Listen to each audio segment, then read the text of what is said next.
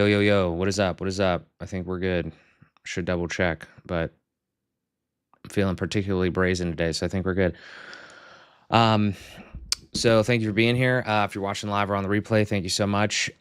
So wanted to there's a lot of things that I want to talk about, but I want to try to keep this relatively specific today. And then if you guys have questions or whatever, we can check on some other stuff. But candidly, just to be completely candid with you, I put out a bunch of videos in a short time frame, and then that kind of caused like a little bit of a like more opportunities, business spike on like just the things that I was doing and just this other stuff. As soon as you start putting out content, you have more opportunities in different areas. I can talk more about that on like the second channel, or if you guys are interested, I can explain some more of that. But the whole thing is like I go through these phases where like I put out content and then I go back to like client work and things like that, and these other the community obviously and other stuff.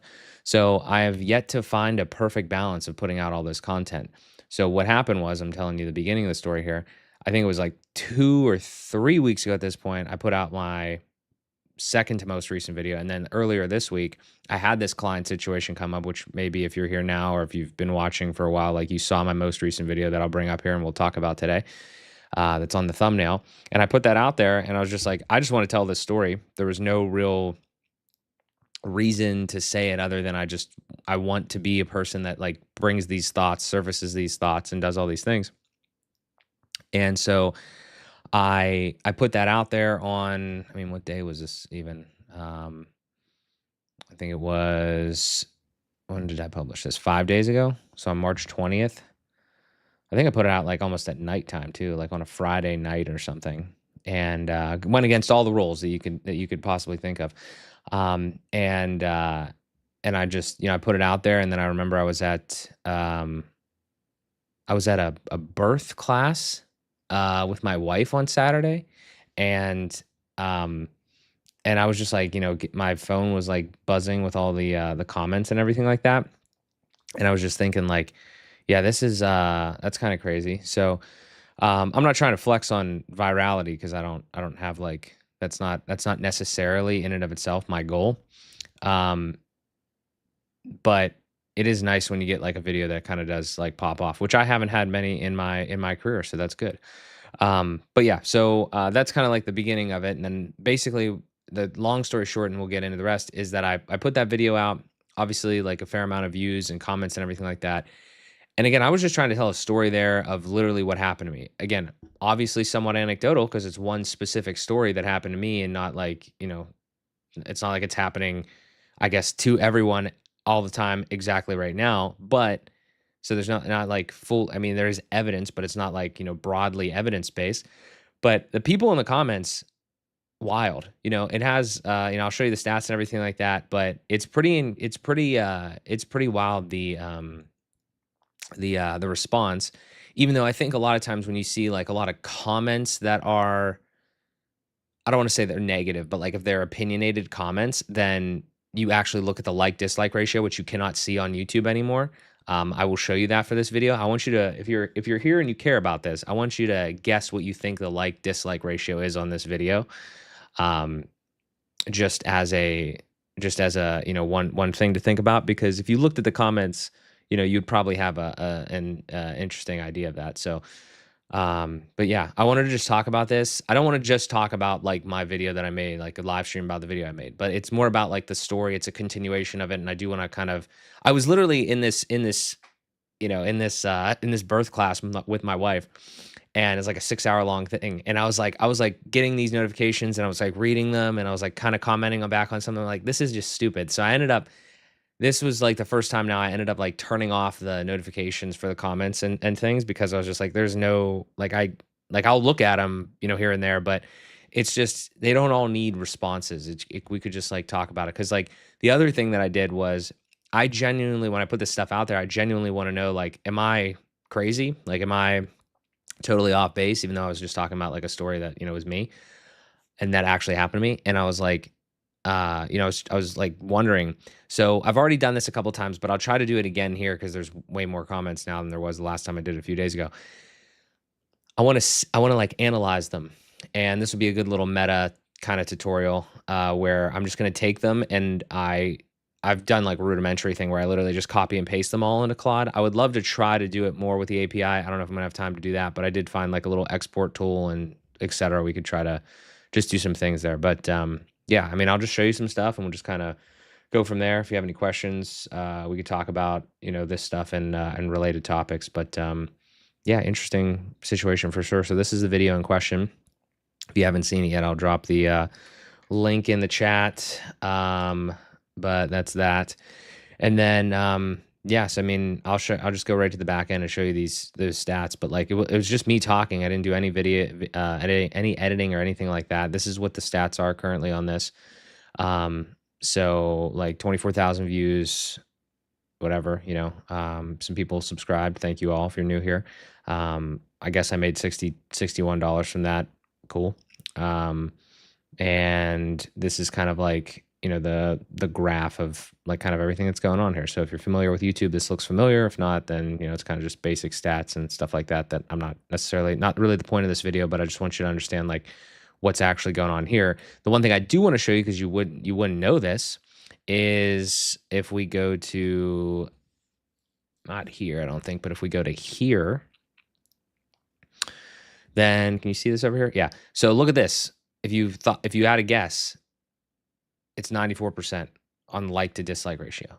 Now, this obviously is just one indicator. It's kind of pretty general. Most of my videos, I don't like really do anything incredibly divisive or, whatever. Like I'm not like doing anything crazy. Normally if they have bad, it's because they just don't have a lot of likes.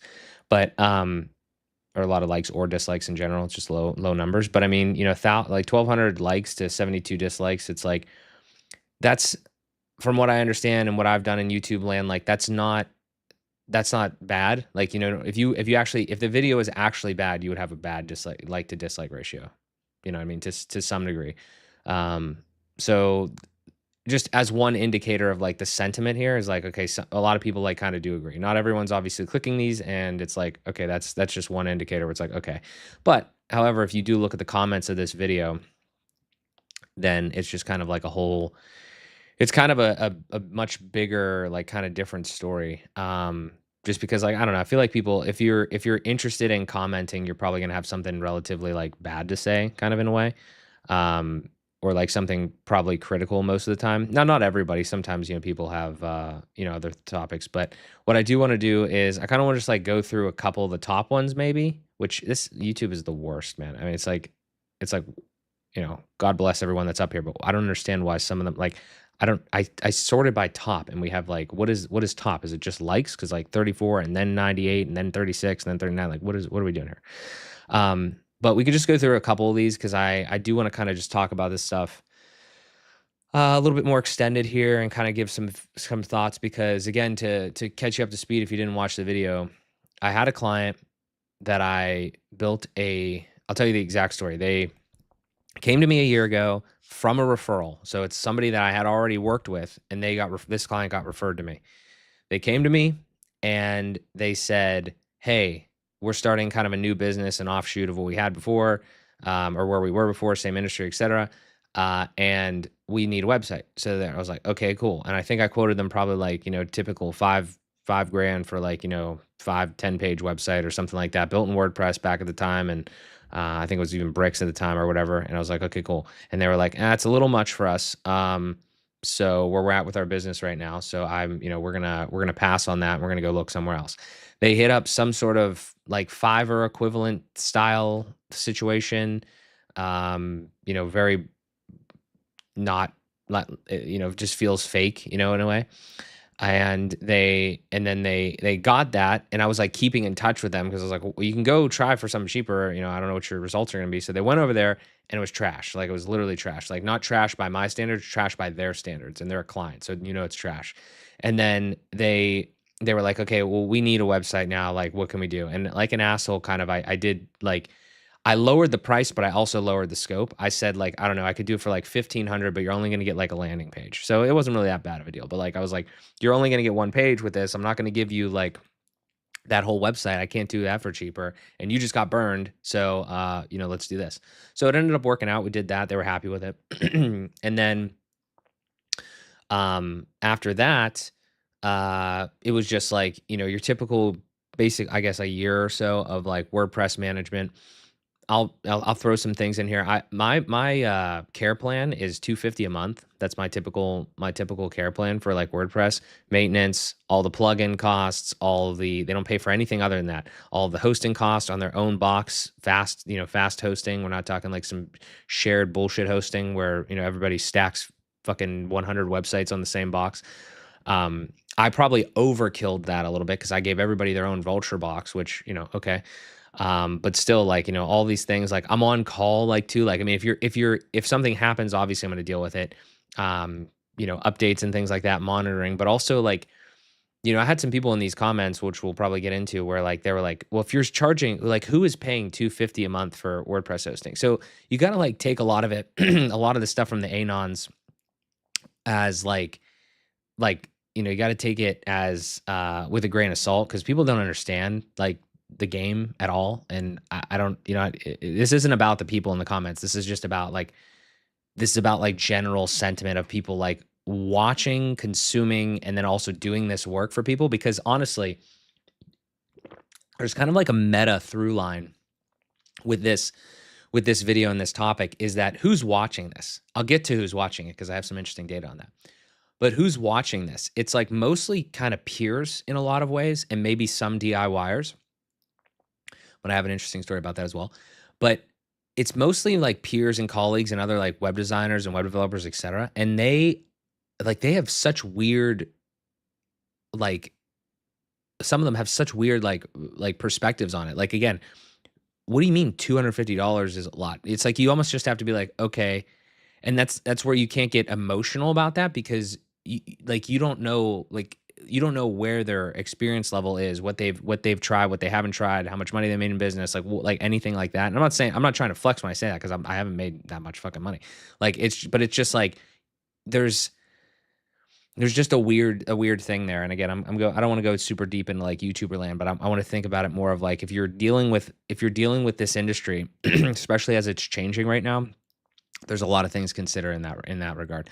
So yeah. Anyway, so that client, we had that website. Year goes by of obviously checking in and doing some different things. Towards the end of 2025, I knew they were starting to try to make some changes in their business, obviously for the new year. And I was like pitching. There was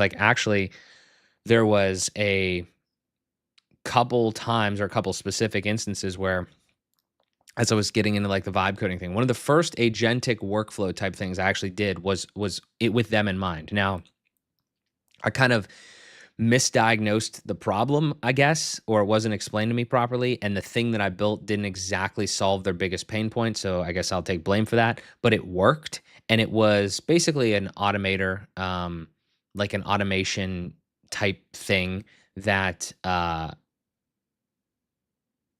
like just made the process of what they were doing like easier from a like a lead sourcing perspective, lead vetting perspective. And I made that whole thing. I spent a couple days and like back and forth getting all the requirements and everything like that. And then that didn't end up like actually moving the needle. So whatever, we punted on that and was going to try some other things. But then we circled back to like, hey, this website is a landing page. We need more than this. Let's talk about that. And I was like, okay, great. So then I was thinking in my mind, it's like, all right, well, we should talk more about it. And that's kind of, I mentioned like some of this in the video, but that's where we get to with this call. And it's like, let's talk about it. And I think I put something in front of them for, the proposal of like, here's, a couple of different options. We can clean some things up. We can go more in depth, whatever, like just a couple like website upgrade options. And I was honestly going to use like AI for that because I was actually really excited because it's right around the time I discovered, like the headless idea and how fast I could build like great websites with an Astro front end and like a WordPress backend if they wanted that. But they're not a client. They weren't a client that was in the website at all. They weren't doing anything. They weren't changing anything on their end. So it was like, also, did I really need that? It was just a bunch of questions. Anyway, fast forward to the call, and that's the video. Is client tells me, want to change some website stuff, but also I've discovered Claude and has been doing all sorts of market research and all sorts of stuff, helping him with his day-to-day operation piece. And then he also just like, I mean, it's literally like this. Like, I don't know how to articulate this any better than I'm articulating this. It is literally like These people just go in to Claude and they're just like, make me a website. Like it's like I don't think like I don't know if we like really grasp how easy this has become. I'm not saying it is a replacement entirely. There's a little bit of packaging on the video, obviously, right? It replaced me with Claude. We could talk more about that. You got to understand the YouTube game. I don't think that's really clickbait. That is literally what happened. They are no longer on the retainer for the WordPress shit, but I'm still going to work with them in other ways. But like we'll get to that. But my point is that you have to understand there are going to be clients that are literally just going to go type in, make me a website. The entry point to getting fucked is no longer manual drag and drop on Squarespace or Wix or whatever the fuck. Okay? I just need you to understand that. Like I experienced it firsthand. Nuance, because everything is nuanced. Okay? Obviously, not every client's going to do that. Obviously. Please don't come at me like the people do in the comments with these blanket statement arguments where it's like, oh, not every client's going to do that. Look, I get it. I'm with you. I don't actually disagree with a lot of the people in the comments. They're just being incredibly reductive and honestly kind of like emotionally defensive in a lot of these ways. I'm telling you that we're going to lose some level of like ability to do this stuff. Some people are like, web design is completely dead. Some people are like, it'll never be dead. It's the best thing ever. Like, I mean, it's crazy. And this is just human condition, but like, I mean, it is crazy. I like to say kind of somewhere in the middle. Like, a lot of people are screwed because you're not really adding enough value. And a lot of other people are they're going to be okay because they're actually really good at what they do and they have like this ability to provide this value in whatever way it is. Like, I mean, there's a lot of things that are still happening, but it's like I don't even want to make predictions necessarily because the shit is moving too damn fast. And I've struggled with this like from a content perspective because I'm like, I want to make some content, but like everyone else is talking about all the shit that I would be talking about. And two, like this stuff is moving incredibly fast. So like it's kind of a little bit of a, you know, a mental problem there with that whole thing going on.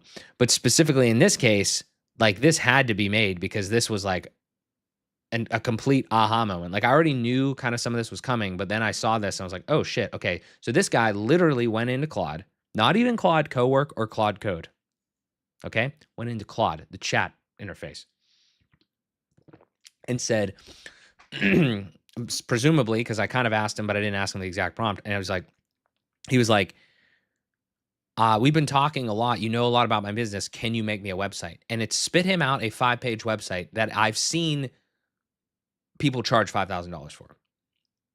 So, or at least a couple grand. Okay. Like we'll say $2,000. Definitely $2,000 on WordPress. Like 1000% people would charge $2,000 for this website. And again, I'll just address this issue. Like people are saying like, do you have the link and all this stuff? I don't know how to handle that. I'm not trying to hide this necessarily. Like you could probably figure it out and find it out if you watched all the stuff about it, I guess maybe. But like I'm not trying to dox them. But I have a difficult time with the way that I work because I like work on client stuff. I'm not really sure. Haven't navigated this idea of like, should I talk about client stuff directly? Should I talk about client stuff? Should I not talk about client stuff? Sometimes I do when it's like explicitly like okay, but other times it's just like I don't know. And like again, like there's a lot of other. It's like in a typical situation, this is obviously a little bit different. But like in a typical situation, it's like, do you really like you don't if you thought about it, like if you had a client set up and you had a, you know, somebody, like if you had your client set up everything and you were managing that or whatever, and you had analytics and you had all these things, you probably wouldn't want to send a bunch of fucking artificial traffic to that. That's not like really a good idea. So that's kind of where I'm at with that. Like I would love to tell you, but I don't really know if I should or not. But some people one person accused me of literally like this was only one comment, but one person literally said, I do not believe you. Like, I know I'm nobody or something, but I do not believe you. And it's like, I don't know what else to tell you. Like, this is a real story. It actually happened. I have the receipts. It's just like, you know, I don't know really what to do there. I probably could reveal it, but like, I just don't know the answer. Somebody can provide a decent argument there, maybe whatever. But again, I just don't want to, I think it's too quick to like, potentially mess up any of the analytics that they don't have or anything like that. So, but anyway, I've pretty much covered like the recap and more in detail of that story. But here's the next part, okay? And we'll get to the comments here too, because I wanna synthesize these and kind of see like just the general things, because That's kind of going to be interesting. But the next thing is, so I left, I made that video basically right after the call, okay, on Friday. And then, obviously people start, popping off on Saturday and everything like that. And I'm having a conversation with the client, like throughout that, because I didn't make this abundantly clear. And you can see it in the comments, like in people's reaction is like, well, you should just provide more value. You should pivot to being an AI consultant. Web design is dead, da da da, whatever, however you feel about all these things. But these are the things that people are saying. And I'm like, I didn't make this entirely clear. I thought I did, but I don't think I made it entirely clear. So the nuance here is that as soon as the guy brought up Claude, you know what I mean? As soon as he showed me a fucking 5-page website that he created with Claude that is better than what he has just in volume, because again, we never discussed what, you know what I mean? He kind of took matters in his own hands, and honestly, good on him. Also, I also said that I was happy for him, and some people called bullshit on that. I mean, I'm not happy to lose $250 per month, but if you're a genuine person and you're reasonable in your business practices, I don't know. I think that losing $250 a month, but potentially having the upside and positioning yourself to go be the AI consultant is probably worth more. So my other option was to be a defensive little bitch and be like, "Oh, dude, you can't do that. It's gonna be terrible." Da da da. Whatever. So I felt like empowering him, and I genuinely did believe that, because like, why would I can't be the person that publicly says, "Hey, AI is really powerful. You should look into it. You should try it. You should explore with it," and then go to my client and be like, "Nah, fuck you, bro. You shouldn't be doing that." Now, there's nuance here, obviously, as always. Do I think that somebody running a business should, like a non-technical business, should be dicking around with this stuff? I do think they should try. I think everybody has free will. Everybody should do everything. Do I think it's the most effective use of their time? Depends, right? Because if you're using it for other things in your business, then you might be gaining time back there, and maybe you could go and play around with this stuff a little bit. But I don't know. I didn't really peg this client as like overly technical, but it is it is an industry where it's not like complete blue collar labor. Like it's digital in a sense, but it's not like technical. So I was like, I didn't really fully expect it, but then I was like, okay, great, yeah, go do your thing. And like I said in the video, I immediately pivoted to, okay, now we're gonna have a different conversation. Now I'm gonna empower you on this. That's great. I know you're gonna run into roadblocks. Let's talk about that, and let's see what the next thing is. And I'm not gonna lie to you guys, like I don't have like a strict offer in my head already, because this shit is so brand new, of how to deal with something like that. So I was like trying to gain as much knowledge and information and context while I was in that call. And I wanted, not just from that angle, but also from the angle of like reporting back, in the sense of how did this happen? Like it sounds ridiculous, but it's like, how did this happen? How did a client that's never built a website, presumably, I'm pretty sure, built, like, just find that idea? And this is where like you really have to stop and think. Like, you can ask this fucking stuff to build whatever you want. And if you can do it, then the client could do it. Because the client, think about it, like clients with crazy ideas, like they could just type shit in now. Again, I'm not saying it's going to be good. I'm not saying like I fully condone it, but I am saying that like it's real, it's possible, and it's something that you're going to have to figure out how to deal with. So if anything, I'm not asking for necessarily praise or thanks here, but if anything, if I'm in your shoes, I'm thinking, well, God, I'm so glad that I didn't have to deal with this right now, and I could learn from Mark's experience so I don't get caught up in this type of thing, kind of blindsided by my client here. Or maybe you've already have it. Maybe you have some great ideas for me. I'm happy to take them too. I don't know everything. So yeah, so that was that. And then now let's fast forward here. Let's fast forward this to, I know we got a couple comments over here. Appreciate you guys. I'll look at them in a sec.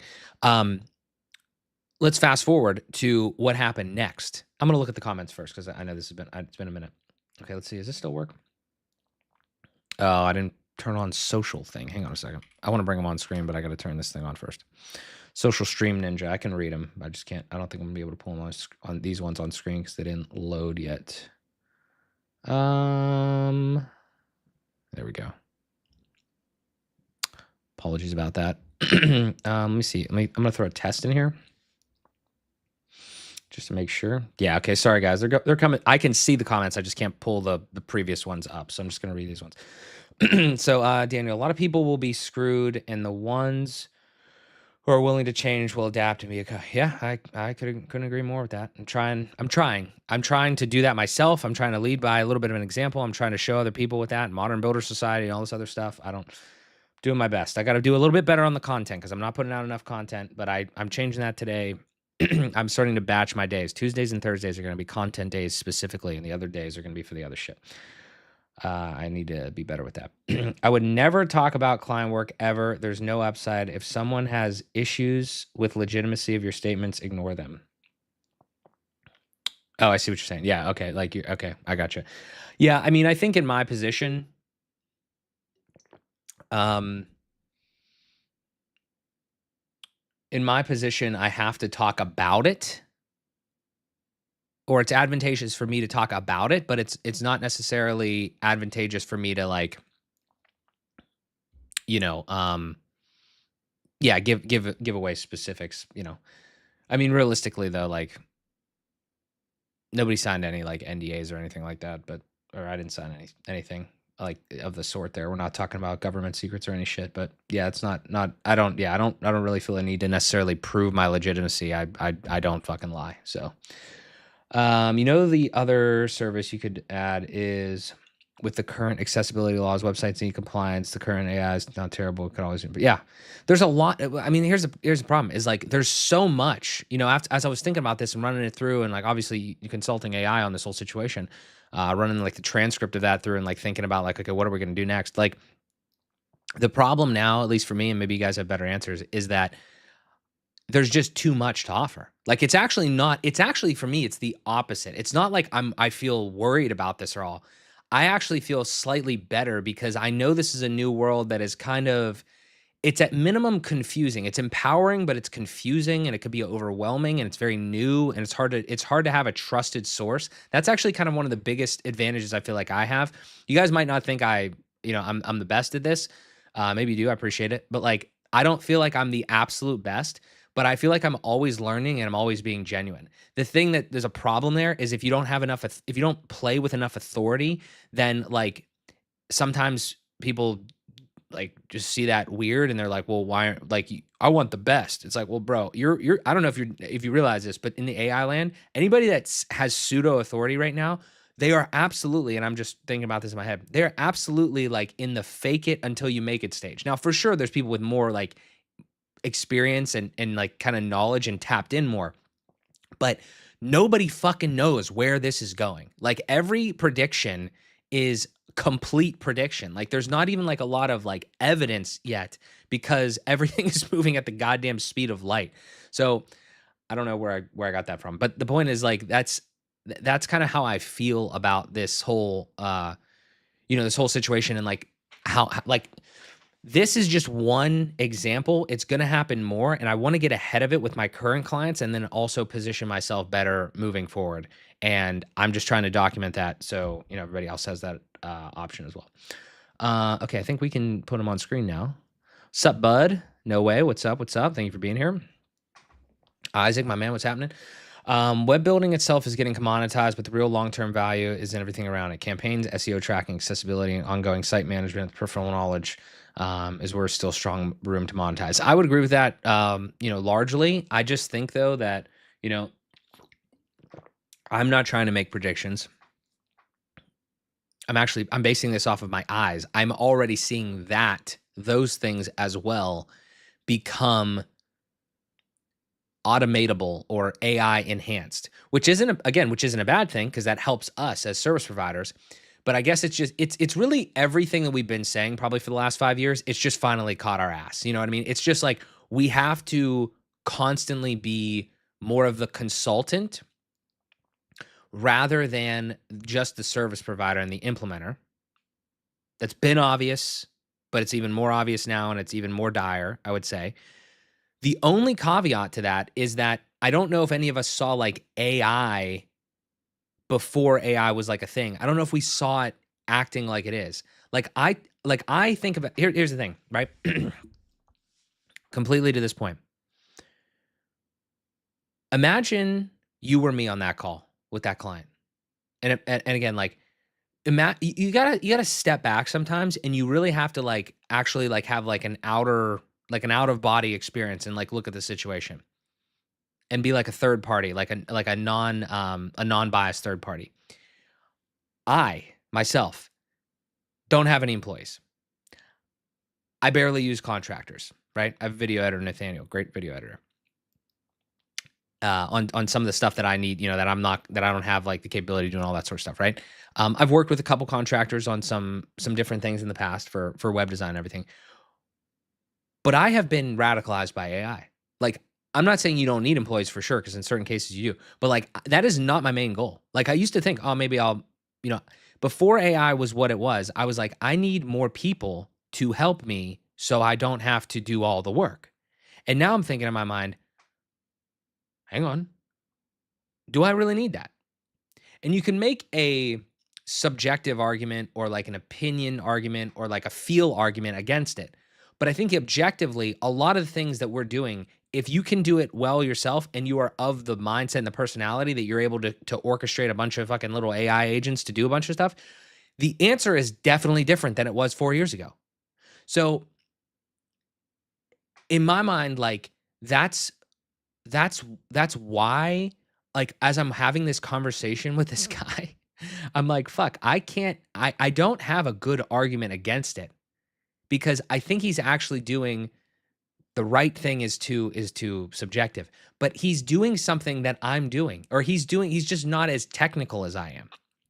He doesn't have the experience, which is a big caveat, but he's not doing that.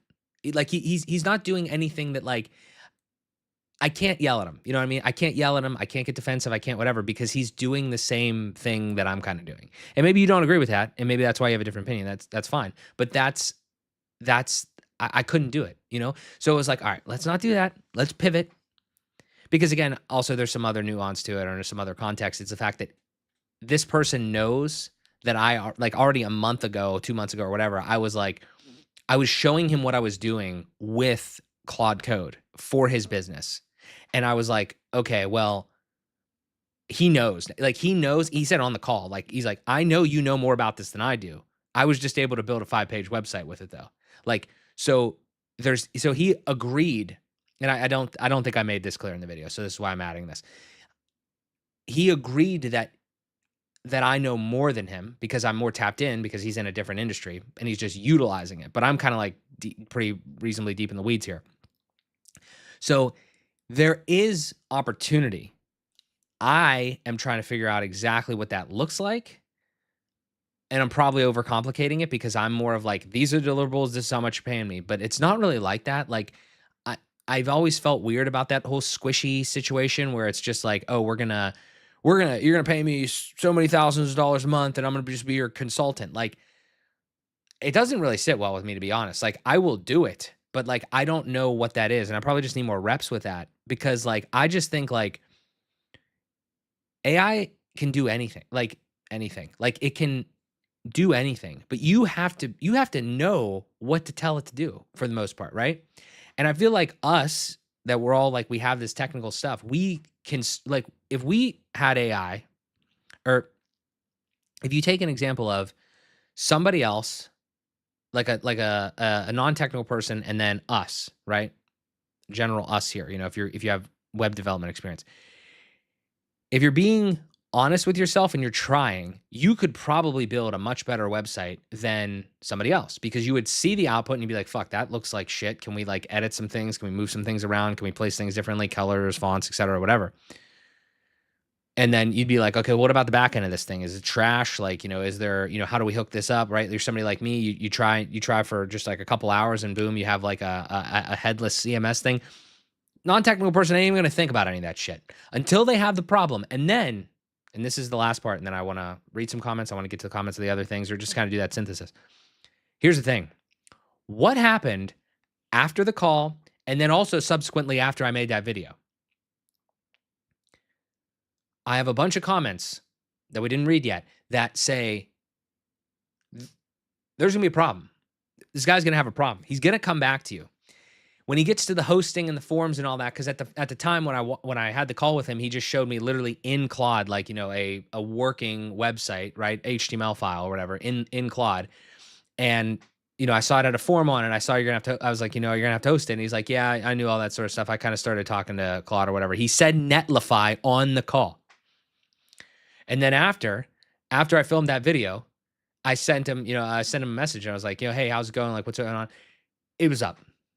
It was literally up in less than a few hours. So now we're at the point where it's like, ugh.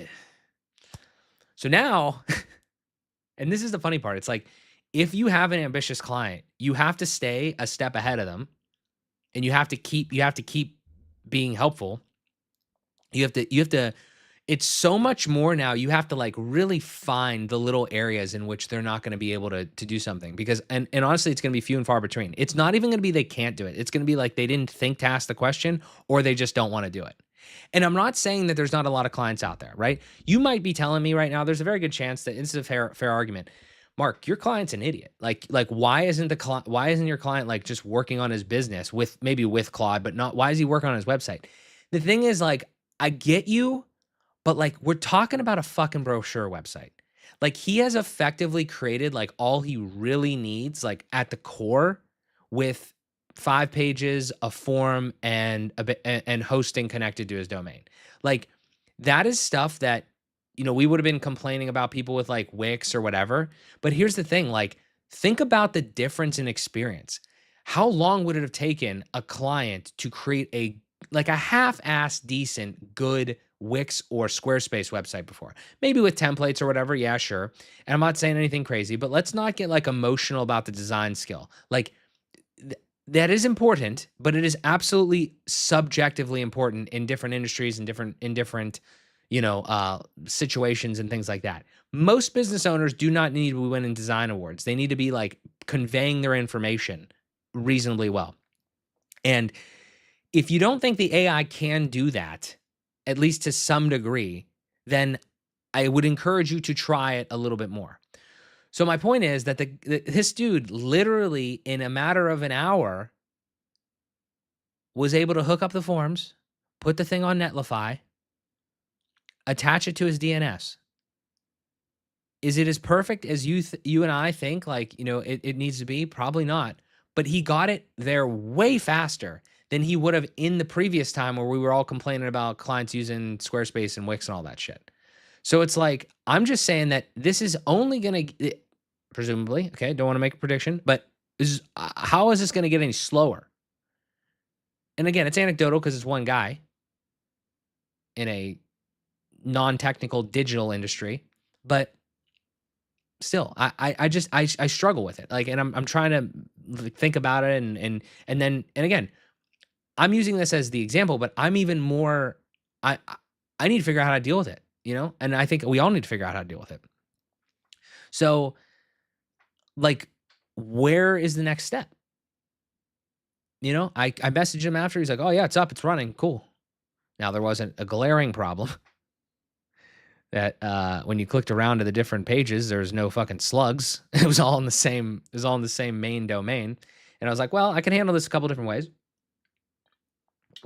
I could say, "Hey, there's some problems with this website. Would you like me to go through and list them and fix them for you for whatever dollar figure?" I could have done that.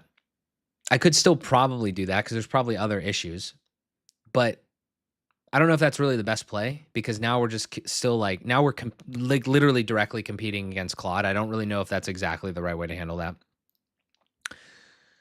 I think the better option is to try to leverage more of like the AI, either automations or like kind of like features, settings, like things like that or whatever.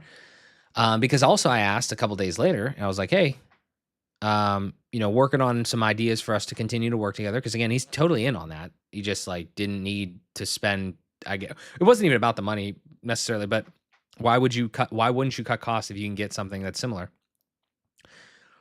So you could make an argument that maybe there wasn't enough like value there, but in bad timing and all this other stuff. Like I'm not immune to making mistakes. So I probably made some mistakes, But I'm saying, like, moving forward, I asked him, I was like, "Hey, how's it going?" And I asked him a specific another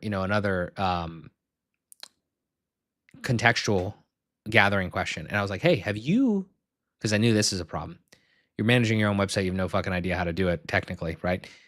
Have you had to make any adjustments to this website yet? Because think about this, right? You build a website in Claude. You don't build it in Claude code and put it on GitHub, and you have this fucking beautiful, development, pipeline. You're just a random person doing this. I was like, how do you how have you edited it? And he's like, yeah, I made some edits. It was pretty straightforward to redo. So presumably, I didn't ask in depth, but presumably in the Claude chat, asked a question. It said, hey, the same Claude chat, probably is going back to it, asked the question, change, this client testimonial, something like that, and then downloaded it again and uploaded it via drop or whatever, Netlify drop. The problem is, I guess the one thing that we don't know is we don't know what percentile of client this is. We don't know, like, I mean, I can only imagine that it's going to get more prevalent, but I don't know. But I'm saying, like, we don't know what percentile of, I'd call it like personal agency this client has. That's the way that I've been thinking about it. Is like, can you imagine having the level of agency that somebody could have now? This is so empowering and emboldening that, yeah, with, again, you don't know what you don't know. I told him that directly. And there's potentially things that could go wrong, et cetera, whatever. But I don't know. It's just, long story short. Okay. After the video, after you're getting all the behind the scenes and all the extra stuff here, it's on the internet. He did it in an hour. It's on Netlify. It's on, connected to his DNS. It's got, apparently the forms work. I didn't test them, but he said they work. I mean, it's not a perfect website, but it was way faster than the last generation of this shit that we had to deal with, right? So it's something to consider. And I think that we're just in a period where we have to really change our messaging and in the ways in which we deal with this stuff. So yeah, we'll talk about some comments and stuff like that in there. Let me check the chat here. Appreciate you guys chiming in. Let's see what we got here. Dude, the AI authority noise is loud out there. Weirdly, I find the best AI stuff on LinkedIn of all places. That's interesting. Agree with the first part. I'm mixed on the first part because, like, I've found some good guys, so to speak. But at the same time, there is like a lot of just like, I don't know. Let me riff on this for 2 seconds. Like, I had Nick Sarive on my podcast. I talked to him from time to time. Obviously, dude's huge. And I appreciate him. I found him when he was like 35,000 subscribers or something. And I appreciate his stuff. Jack Roberts, him, and they're linked up. There's like all these big names that I'm just like subscribed to or whatever. And I'm trying to not really compete with, but I'm trying to like, ascend, based on some of the things they're doing. But there's a lot of them that like, it's human nature. It's human nature mixed with like what the reality of like YouTube and attention creation, right? It's like they're successful in numbers, they're successful in cash. I'm using a broad thing because I don't necessarily want to talk about anybody necessarily specifically because they're all seemingly good people. But like you could be like a great person, but also at the same time, like this environment just kind of breeds the idea of, packaging, which you have to do on YouTube. Like if you don't understand YouTube, you have to do some level of that because you can't have complete shit titles and complete shit thumbnails. And, I'm speaking to you as a consumer, right? Like you're not going to click on that shit. Like maybe you'll click on some other random stuff. Like there's a lot of different, methods for this, but like ultimately you need to somehow, you have no idea. I could have the fucking cure for cancer in a video. And if I don't title it decently enough for some people to watch it and put a decent enough thumbnail on it, like, and when I say decent, like I don't mean like, obviously this last one was just me staring into a camera, but if I don't package it well, then that's a problem, right? So you got to understand, like as a content creator, there's that type of thing. So I'm empathetic to that with some of the shit. At the same time though, the thing that I haven't been able to fully grasp with that is that there's a lot of like oversimplification that goes on, and I hate that because every video I make, I want it to be like 3 hours long, where it's just like I tell you everything. That's not really the right way to do it. The right way you should do it is kind of like piecemeal it. So it's like, hey, like I started to do it now, where like you can go if you want to. If I talk about Claude Code, I don't tell you everything about it right now. I tell you to go over here and watch this other video that I made that was dedicated to it. If you want to get an AI, crash course, you want to go over watch that one first if you don't know about this stuff, and then kind of build on it from there. So it's more of a journey and an ecosystem. But I know I'm off topic here, but the whole thing is like the authority thing is interesting. And the last part is you mentioned LinkedIn on that comment. People have so many mixed opinions with LinkedIn. I feel like some people just say it's complete slop, and then sometimes I guess it's like some other stuff. I don't know. I get a lot of stuff from X, but there's just a lot of it's like people trying to get attention, which I'm one of those people, but I also like try to be like still real and not I don't know. Maybe I'll never be as successful as anybody else because I don't feel like I'm ever going to be like the authority on something, but time will tell. There's nobody that saw where we're at now coming. The shit's getting crazy. There's people questioning how operating systems need to change. Yeah. Yeah, operating systems. I've heard that too. That's going to be an interesting next iteration if that starts to happen. I've seen AI consultants who are really honest and basically just enter the client's firm with "I am only a couple months ahead of you" on their lips. Yeah, I like that honesty. I think that's the play. I think that's the one that I have to go kind of with. I have some opportunities now that I can talk about from some of this.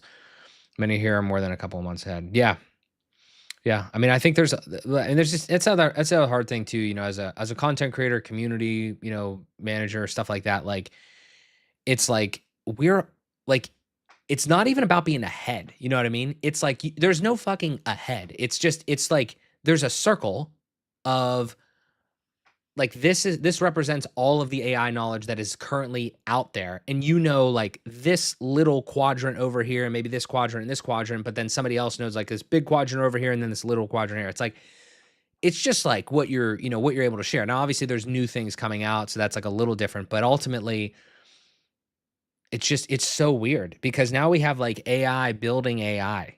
You know what I mean? And it's like, what are we doing here? I don't actually hate it because I think it's cool that we're moving forward really fast.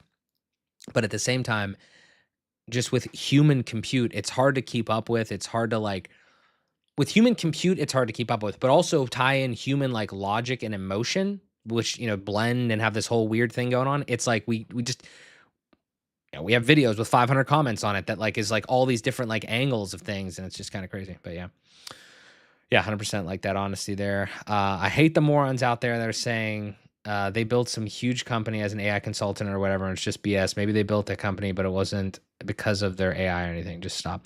I think there's I feel like there's I follow some other names. I don't know.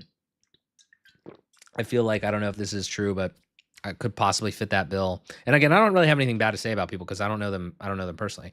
Liam Otley, if you guys haven't seen him, he's got like 700 some thousand subscribers. But that's another one is like he's doing some interesting stuff, but apparently like he has like a whole business, like a whole AI consultant like business where he's building all these things.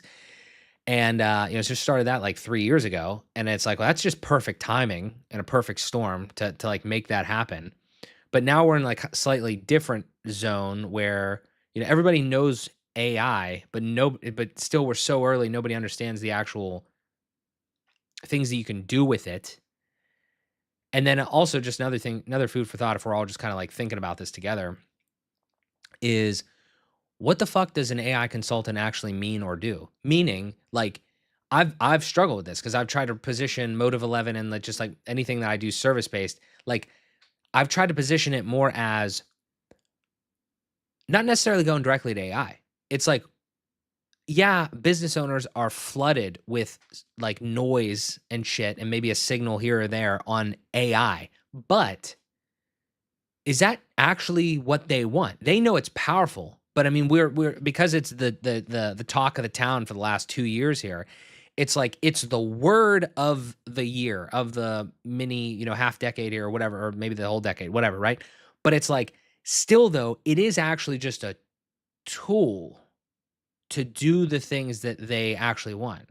Like, and that's the thing is like, that's part that I don't really fully understand. It's like a lot of the AI, I feel like a lot of the AI consultancy stuff to this point, and maybe not as much in the future here, it has benefited from it being the word of the year or the of the time or whatever. And now I'm like getting into it, and I feel like again we're all early, but I'm still like I feel kind of late to it on the slight, like not the I don't know what that fucking chart is. It's like early adopters, and then there's like whatever, but like we're like kind of like second on that phase list or whatever it is. And I just feel like what is happening is that I can't position myself as like an AI consultant entirely because they still want outcomes. And I've never understood that. It's like you have to like leverage the fact that you use AI because now people are starting to understand, well, people are using AI. It might be faster and better, potentially cheaper. That's a whole nother fucking discussion. I don't really think we should like be discounting our shit because we're doing things with AI necessarily. But different discussion. Maybe we talk about that. But the whole point is like if we get to that point, and then it's like with clients, I don't know if AI consultancy is like the absolute way to go. It's more of like how you can utilize it to still get the outcomes that they want. And I'll quickly interject here with something very interesting that happened from this video.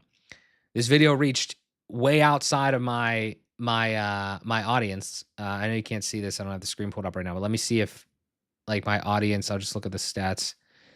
90, well, obviously 97 or 96% of the watch time was from people that weren't subscribed, if I'm reading this right? Watch time from people that weren't subscribed, obviously, because it's like, it's way bigger than normal videos that I have, So what this tells me is that this reached obviously like a new audience, and that's fine. That's great. Cool. Thank you guys. If you're here, great.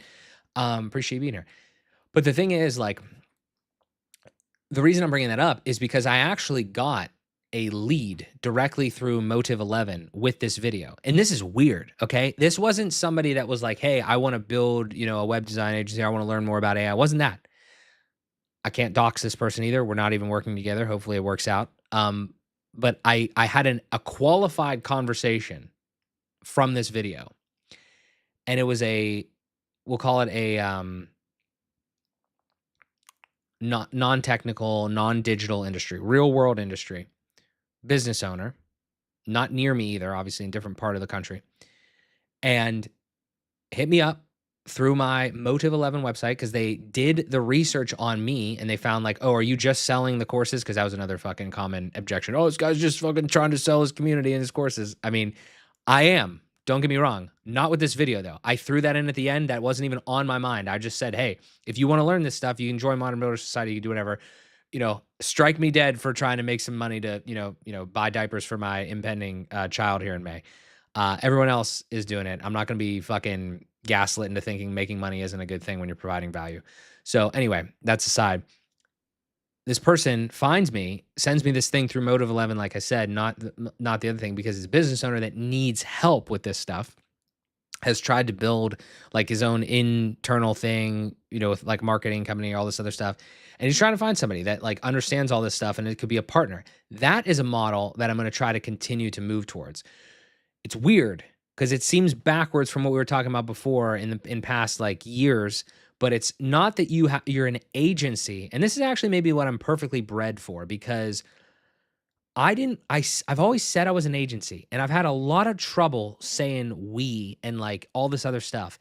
And as of recently, I changed the messaging on my website, my personal website, where people can funnel through that and then like have me build or consult like longer term or do like whatever the offer like actually ends up manifesting to.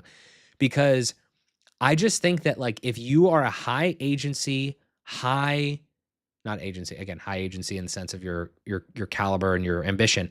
If you're high in that and you understand business and you understand you can learn quickly and you can also like obviously feed a lot of the stuff in AI to like, that's the play. Now, maybe that's an AI consultant. I don't really think so. I think it's more of like a business system sister. I don't want to fucking even care about the roles. I've spent so much goddamn time thinking about role names. It's fucking stupid. But like just anybody that builds like marketing and business systems, like that's what you do. But the leverage is in the fact that you build with AI So you can do it faster and you can do it like a team would. But you could do it slightly cheaper than hiring a bunch of these other things. I'm gonna anecdote again, okay? I'm not gonna make a whole video on this one, but if you're here, I appreciate you. Here's the thing, and then we'll go to the comment. We'll keep going to the comments, and I appreciate all the engagement here. This is the thing, okay? We talked all about that video and everything like that. Let me just like wrap this in a bow with another example. The person that I just mentioned, not the client from the video, but the client that I got, the lead that I got from this video, okay? And this is realistically a multi-$1,000 per month opportunity, okay? Like a retainer style, like you're basically somebody's marketing department in a way, like with these other things. Whether you want to do that or not, that's not the point, okay? But what did I hear on the call? From a real business owner. Anecdotal, sure, but a real business owner. I'm not pulling this out of my ass, okay? They said this. They said they've tried to build an internal marketing department. Really expensive because you got to hire 4 or 5 people and they're just order takers. So they're not going to go above and beyond. They're not going to do any of this other stuff. And it's like, okay, I see what you're saying. I'm a little concerned because it sounds like you kind of want somebody to like do, kind of like get deeper into the business, obviously. I can definitely do that. I feel like the trap is to make sure you're charging enough money to be able to do that though, because, if we're talking potentially like some sort of fractional, not really fractional CMO role, again, fuck the terms, but like some sort of thing like that. That's like multiple hours potentially per week, right? 5, 10, 15 maybe. You got to make sure you're charging the right amount of money for that. The point is though, that opportunity is also out there. Got it in my inbox. Okay. And that's where I'd at least rather like to dabble in, because I think there's probably pros and cons to everything. There's trade-offs in certain ways. However, I would rather probably be going and playing around in that realm than trying to somehow convince business owners that they need to pay me like $250 a month for, the website care plans moving forward and stuff like that. I'm not telling you what to do. You do whatever you want. I'm just saying that for me, it seems like a better use of my time is to continue to move up, like we saw in the comments here, in the chat, like move up the value ladder to be like, listen, I am tapped the fuck in. I know this stuff. Even if you're not like watching AI YouTube videos, even if you're like closer to the AI bubble, even if you're not in it, you know more about it than the client. So that's the thing to market a little bit more now, right? And again, it's a tool, so you got to like kind of play it into the outcomes. But I think that's really where I'm headed, because I'm talking about this shit and I'm naturally getting some people to reach out to me, either, people that I know that like are coming back to me and they're like saying, hey, I see that you're doing this now. I want to know more about this. Can we consult? Can we whatever? Can we work together? And I think that's the way to go. Not telling you guys to create YouTube channels. I would encourage you if you want to, but that's not what I mean. It's just like however you're marketing. I think that's a good play. Okay. There's no fucking slugs. That's an outlier. There's no fucking slug. That's an outlier. You need to realize those are few and far between people. Most clients don't have an idea what to do, therefore profit. I mean, I've said many times this is anecdotal. I think I'm not sure about the slug part of that, but I mean, I had to tell him there was no slugs, obviously, so he didn't catch that. If you're saying that archetype is for few and far between, I don't want to make predictions. I just don't see how that archetype becomes more endangered or extinct. Let's put it that way. So is it going to rise like fucking AI has, like an equivalent, like with a vertical asymptote or whatever over time? Probably not. But like, I don't know. It's interesting because again, you compare that to my second story, and my guy isn't, my second story here. He's going a different route for sure. He's not saying, "Oh, I'm going to do everything myself." He's saying that he understands his vision is, visionary and like wants to create something. Like he wants to kind of like have it created, and he's more of the traditional thing. Um, you could argue maybe he's, I don't know, who's a better business owner. I don't know. That's kind of, there's business owners that are making tons of money by themselves. There's business owners that are making tons of money with employees. So I don't know if you can really make that I don't think that's even like an argument worth having. But I think that the point is that they do exist, and I think maybe even like the bigger takeaway is to just try to understand which client you're dealing with as soon as possible. You know what I mean? So you can market accordingly, or just get the fuck out of there. You know what I mean? Like if you don't want to deal with the client like I had in the video, then just leave, I guess. I don't know what to tell you. Um, I'm in a phase of my life where like I have a lot of opportunity, and I'm trying to like still, it's like a newer realm. So I want to like experience it a little bit and see like what sucks still. I feel like is the best way to explain that. Because I want to see, and also it helps me understand the limits of what the current technology can do. And also I'm in a position where I've created a situation where I can also like share that with other people and monetize that in a few different ways. So it's kind of like a whole thing for me. Maybe that's not the same for you, so I totally get it on different approaches there. What do we got here? What if you just told him how to ask Claude to fix it, and if he doesn't want to do that, or wants your assistance, um, then step in? I don't know either. Yeah, I mean it's a good approach. I don't know. I'm gonna have to play around with this a little bit more. I think I think that it's kind of, again, like I would almost, that's almost like AI prompting consultant in a way. Um, I don't know, man. I'm super biased because I think I give, this is gonna sound like a real shitty thing to say, but it's a working thought, so please excuse me. I think I give people a lot more credit than I probably should sometimes, because like I project what I would do onto them. Like if I have a problem now, I literally ask Claude. Like it's not even like a question. Like I know directionally where I want to go and what I need to do, and then I ask some LLM how to get there. Maybe multiple LLMs, maybe different. It's not like single prompt. We're not one shotting shit. But like that's how I search now. That's how I engage and learn and find information. And I don't think people have caught up with that yet. Not everyone. And I'm not sure if everyone ever like entirely will, because this is actually really funny. Um, you ever notice like even when Google was a thing, people still ask questions on like Facebook and shit?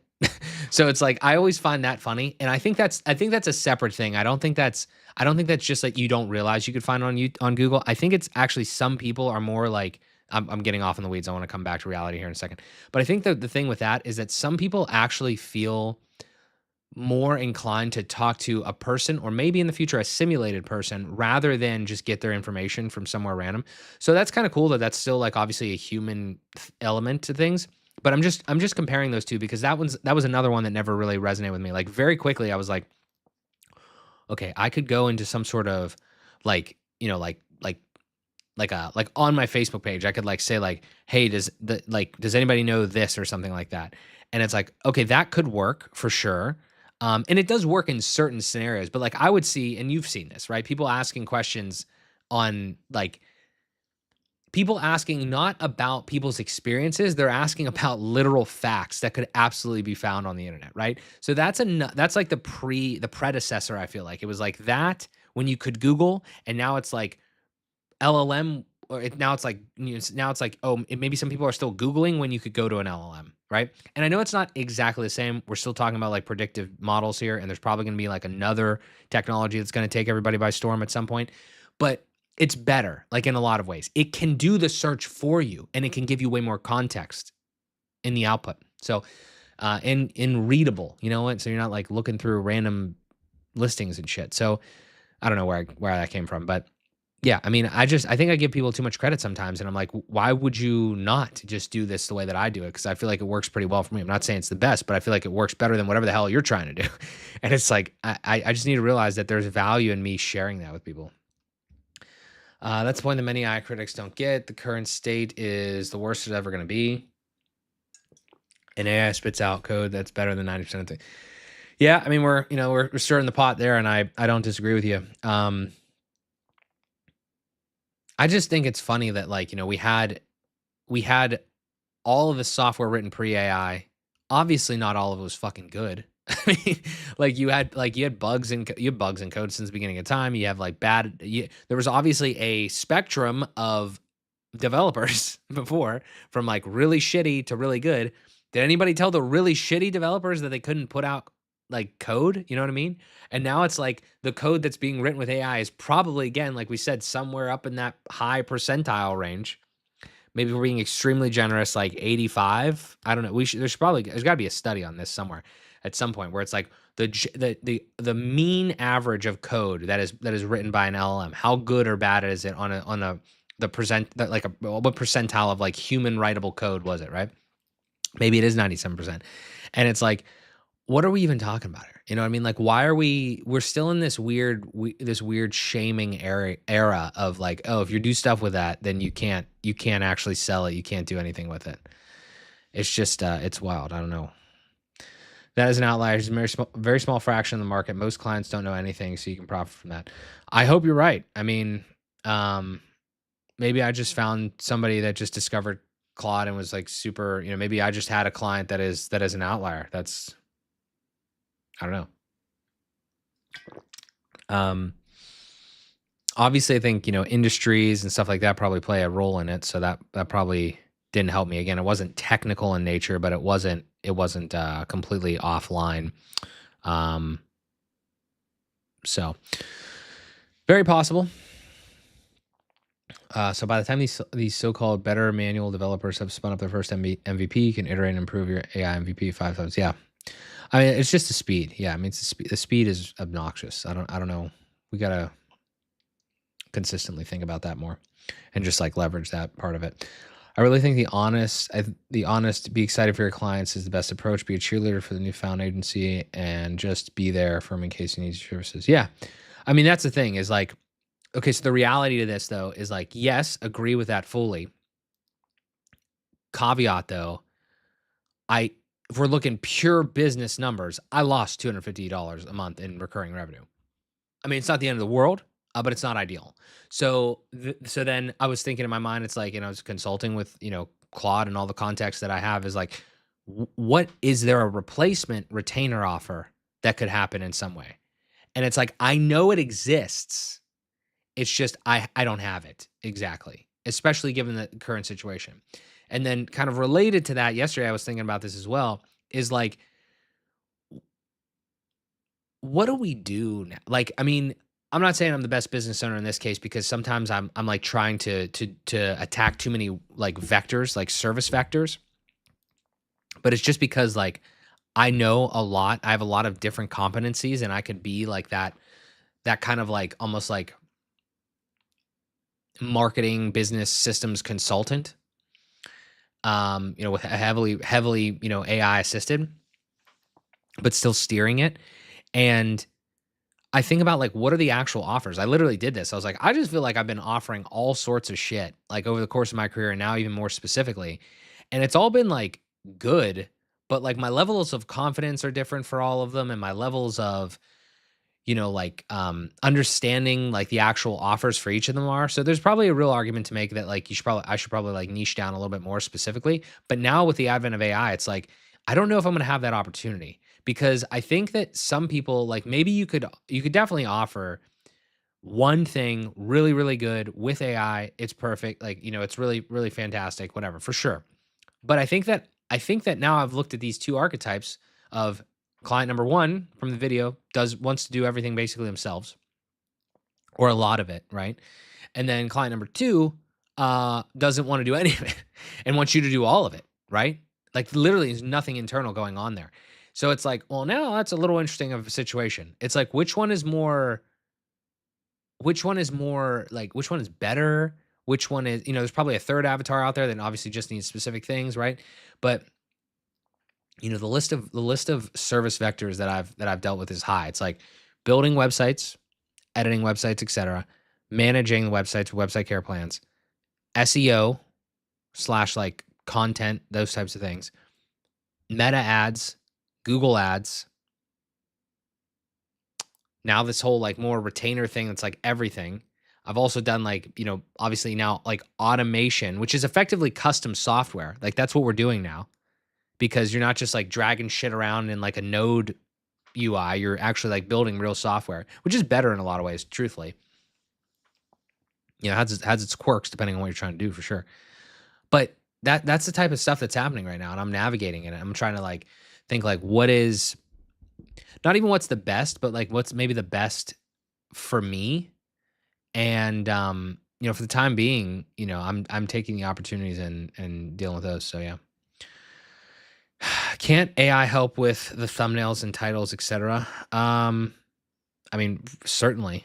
I use it for some. I didn't use it for uh I don't know what this was in reference to because I let my chat roll for like 30 minutes while I'm pontificating. I apologize about that. But specifically about it, like, yeah, I mean, it can help with everything. Um, real quick on that, just as a random bit of value, what I do there is and I think I've showed this somewhere else, but what I do there is typically if you have a really good prompt, like you get something really good out of like a nano banana, like Google, go to Google AI Studio, and then you can go in there. You can get an API key, and you can say like 16 by 9 and 4K resolution, all that. It's the best place that I've found to actually do like good stuff, good image generation. I just find it difficult still to, even if you have an LLM create the prompt, like even if you went into Whisperflow and you use Whisperflow, link in the description, to grab or like create a good prompt, like a good image prompt. I've done that. It's still tough because you're trying to express what you want in words. And even the best designer probably has a difficult time doing that because they can't see, like they see it in their mind, but then they have to like physically do it. They can't like express it. So I think what I've done that's had the most success, it's kind of a little rudimentary still, is I go into like Canva or something and I make like a half decent thumbnail that looks not great. And then I take that into the image generation stuff and I have it say like, hey, this is what I want, more or less. Make the fonts nicer, make the background nicer, maybe add some effects. And you can see some of the thumbnails on my channel. That's exactly what I did. So that's for image stuff. For titles and everything, yeah, it's very straightforward. I film the video and I take the transcript and I put it into Claude, and then there's like a project that I put it into, and it has like system instructions, and it just says I could make this a better system still, but like this is the rudimentary. Is it just says give me like 5 title ideas, give me a description idea, give me the chapters, and then any links. Like anytime I say like, hey, something's in the description, give me the timestamp so I know to put that in. Probably could automate all of that, but that's like version 1 is like doing it manually with AI assistance, and then second version would be like when I drop it into a certain folder or something like that, it automatically does it and prints out like the actual thing that I could copy and paste in, or just like uploads it itself. This is all iterative, right? So, yeah, long story short, it definitely helps with all of that. I don't know if I'm typical, but I hunger for long form AI content like what you do. I appreciate that. I want to see the thought process that takes time. I don't want to see the simple bite sized stuff that lacks nuance. See, the tough part is like, I agree with that. There's two problems. One's funnier than the other. The first problem is by the time you watch a long form AI piece of content, there's 6 more fucking AI things that are out there. That's just the funny part. So that's not really a concern. It's just something that's kind of like a reality, because of how fast things are moving. It is what it is though. The second thing is though, I hear that, and I would say like again, if we want to emphasize with the content creator, I mean, there's a trend now. Like you could see it. And I've kind of done it, but I haven't done it to the scale of everyone else. Like they just put out like 4-hour courses now on YouTube, like just long ass things, which is awesome because that's super free value. And then they try to convert with the community or just to, kind of build the authority in a way and do the client services, which is something that I should probably lean more into. But the thing I was going to say was,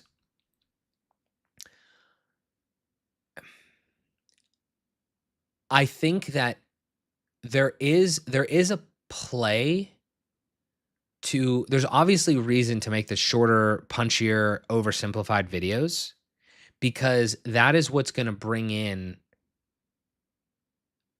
that's what's going to bring in new people, right? Like this video, I was talking about something that wasn't directly related to AI, like it was about AI, but it wasn't like telling you, it was just a thought, and it was like 17 minutes, and it had decent retention, right?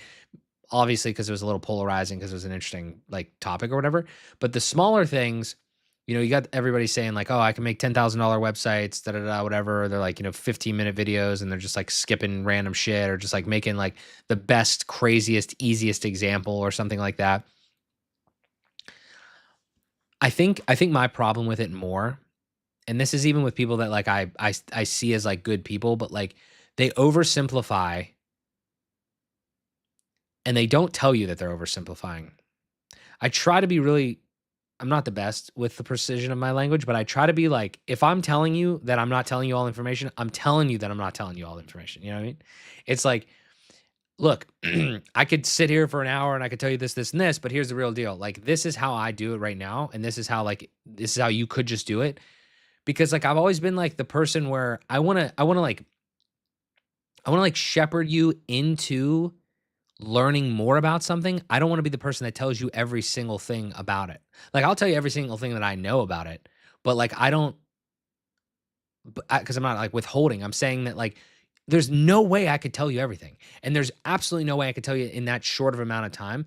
So it's like let me just give you a taste of it and then point you over here to this one or tell you there's going to be more and more videos, et cetera, or whatever. But you're entirely right. Like there's a lot of people out there that don't do that at all. They just say like, here's how to build a website or whatever, or here's how to build this flow or whatever. And it's obviously a spectrum. It's not always all good, all bad. AI makes tons of assumptions, often declines to follow our instructions and just forgets things that won't necessarily change. I don't know. I try to remember the names, the handles of commenters, because now I try to like just compartmentalize, like, because this is me being a human. I try to think of like I look at people that I know like in real life, and it's like I know somewhat of the lived experience and I know somewhat of like your personality. So like I try to do that a little bit more now. HTX, I apologize. I don't remember exactly, but like a comment like this, like I feel you. Okay. We never got to the comments of these videos, and I did want to get to them, but like with a comment like that, like I I don't know how to do this. This is not like personal. This is me trying to understand, because I'm a constant trying to explore things. I don't know how to when I read comments like that, I don't know how to compartmentalize them, because my immediate compartmentalization is it like when I hear somebody say that, I think I made a tweet about this, is like when I hear people say that it does this stuff, like I have literally no idea how, like I have no context of what you've done or what you haven't done, what you have tried, what you haven't tried. So then my mind cynically goes towards, this is a skill issue. And I know that people get really triggered by that, and I don't want to necessarily say that, because that's not that it's I'm oversimplifying the response now. So the thought for me is like, what makes you say that? Is actually just a better way to, I guess, a better way to describe it. Like, what do you mean by assumptions? Because like I don't feel like it makes assumptions, because like the way that I interact with AI, I fucking click two buttons on my keyboard and I talk to it for minutes at a time, and it knows what the fuck I want. It doesn't really make a lot of assumptions because I tell it what to do. Now, maybe you're not talking about you specifically, maybe you're just talking about the world in general. It's gonna make a lot of assumptions when you tell it, build me a fucking website. You know what I mean? Like it's gonna make a lot of assumptions. It has to, because it can't complete the task without doing all that. And it's just predictive text modeling and all that sort of stuff. But it's why it's so hard to have these conversations, because when we have it with clients or whatever, it's like everyone has a different level of experience and knowledge with it, and a different level of literally understanding what it is, you know? Um, so yeah. But again, just real quick on that, because I'm not coming at anyone here. HTX, I hope if you're still around here, I hope I'm not trying to make this personal. I'm just trying to look at the comment, objectively. Makes a ton of assumptions. I don't have that experience. Like I tell it what I want and it listens to me. And I tell it, if you're making assumptions, then like I say like I'll do a lot of times I'll like, hey, go search for shit before we actually do it. I'll say like tell me, I literally say this a lot. Don't like, I'm in Claude Code. Don't do anything code wise. Tell me, make sure you understand what's going on, right? And I just think that like, oh, like we've thought about this. Like I talk to Claude like I would talk to a human. Like I would just be like, make, hey, like here's what I want you to do. Do you get it? Like, do you understand it? Like, are we good? Like, I don't want to just send you off into the wilderness without knowing what to do, right? So I don't know if that's like a skill that needs that like that I've been able to somehow develop, or I was just predisposed to like understand. I don't know. I never had like really any managerial experience, but yeah. Um Declines to follow the instructions. I don't get that as much. The biggest thing, forgets things. I think that can be mitigated. I think the context windows now seem fucking crazy in Claude Code. But the one thing I will 100% heed this from my experience. One thing that it definitely does, that I've caught it doing here recently, is it's almost like an assumption of information. It doesn't make like what's a good example? Perfect example. I'll show you this actually. Hang on. Let me because this is a fun fact for all you guys who are gonna be mad at me. This is the first time that I actually used Claude Code in the terminal. So right here. So what I'm trying to do here real quick is I have all of these YouTube. I have like 1,000 video files, okay, and it's not even footage. It's like 1,000 video files of like videos that I put on my main channel, my second channel, my podcast I used to have with my wife, my Fueled by Progress, all these video files, right? And they're all public, but once you put stuff on YouTube, you can't, you can't bring it down because it's shitty quality and all that. So I'm getting to the point here. What it was doing here is this. I'm just showing you this just for funsies because this is the first time I use the like Claude Code actually in the terminal. It's a pretty nice experience. But I'm trying to move these things with something called rclone from my Google Drive to Backblaze, so I could just keep it in cold storage because Google Drive storage gets obnoxiously expensive, and I'm at like 5 terabytes, and I'm just like, let me just go put it onto there.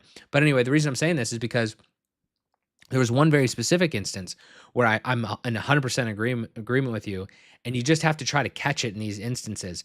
I was talking to Claude Code, not in the terminal here, but I was talking in just the extension in VS Code, and I said something like, I need to move all these files, right? This is gigs and gigs of files.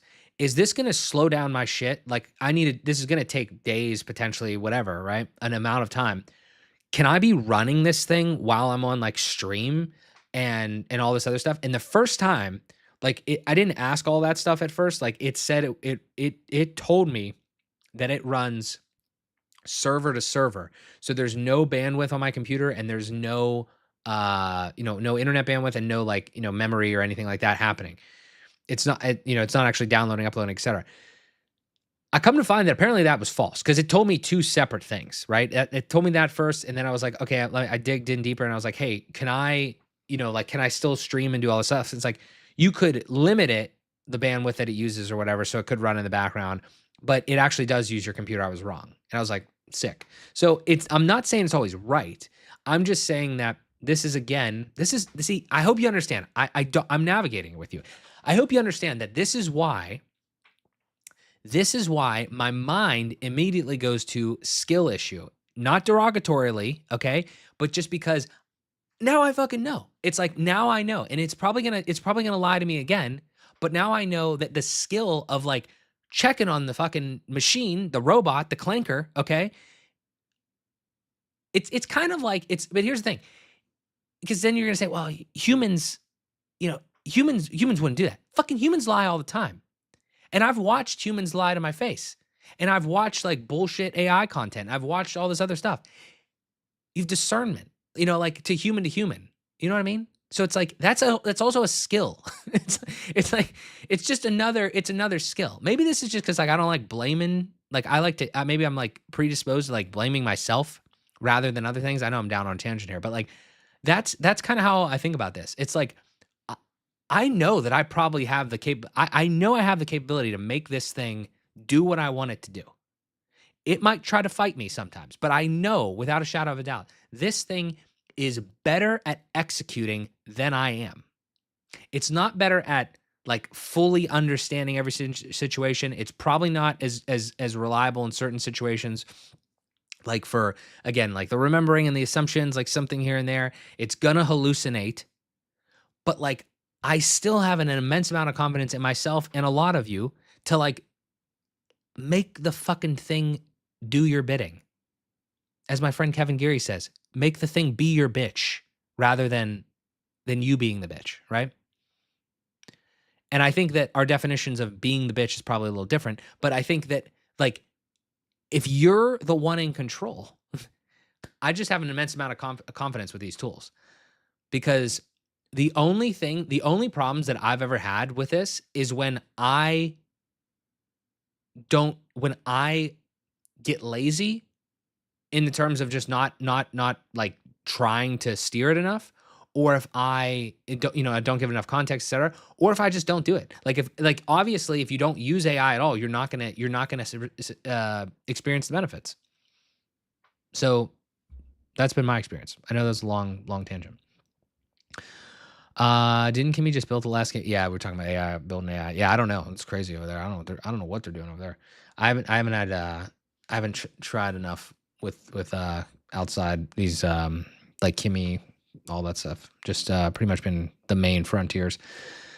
I think that you need to think about this as an orchestrator. The better orchestrator you are, the better plans you can create, the better outcomes, more predictable outcomes. Yeah, I'm 100%. That's my favorite word is orchestrator. I'm 100% with you. Totally fine with people just sharing their spitball ideas or whatever use case, not because of the thing they're sharing, but it sparks ideas for myself or other directions because of the share. Yeah. My man, I saw your videos are not bringing in the ladies. Need to tighten that up. I got a wife. I got a son, coming. I got no time for the huzz, as the kids say, I think. It's a sausage party around here. Web design. What's up? What's up? Hey, how you doing? Thank you for being here. Thomas Fellows, what's up? What's up? Thank you for being here. Have you thought about dumping your dumping your Sanity CMS altogether and use Astro Editor would probably make deployments quicker and easier and give Claude better access to your content. So I've never used Sanity yet. I've used WordPress heavily. That's where my original stuff has happened. If you're saying that I was using Sanity, I have not yet. I've heard good things about it. But using Astro Editor will probably make deployments easier and give me quick guys. I don't know the second part of this question though, because you're interesting me here with this Astro Editor situation. To be clear, let me just tell you, because I know everybody has their own life and everybody doesn't know exactly what I've been doing. Just to be clear, I'll give you a quick little rundown. This website right here that I built it like in 8 hours on stream and then obviously edited after and subsequently. My current workflow, probably not the best. Current workflow, I have a project I have a directory on my desktop. That directory is obviously, there's the repo in GitHub, and then that's connected to Cloudflare Pages. So it's beautiful little pipeline there. The directory, like what I'll do if let's say right now I wanted to change something, I would literally open VS Code. I would say, hey, start a new instance. I'd say, hey, can you check this directory? 9 times out of 10 this is gonna be yes, but can you check this directory and can you check the repo? Can you make sure that they're in sync, or we have to do a git pull? And normally it says correct, because the only other time would be like if I went on my laptop or whatever for some reason, which I don't do that often. And so it says, normally says, yeah, cool, let's go. So then I just did this morning, actually. I wanted to add, a tool. I wanted to add backblaze like I was talking about earlier, wherever the hell it is down here. And I just said, I was like, okay, cool, let's add this tool, et cetera, et cetera. And I'm doing this I actually normally do it in the extension in VS Code. I don't even go into the terminal, and I just do that. And then sometimes obviously I'll check with localhost, but a lot of times, like if it's simple, I'll just push it because it knows what it's doing. It's just copying the pattern, just adding more stuff, and then it just does it. I could be completely wrong. I actually don't know what Astro Editor is. Is that like a CMS or is that just in Astro? Should I look this up? Keyboards. Astro Editor. Keyboards. Not Astra. Is that what that is? Oh,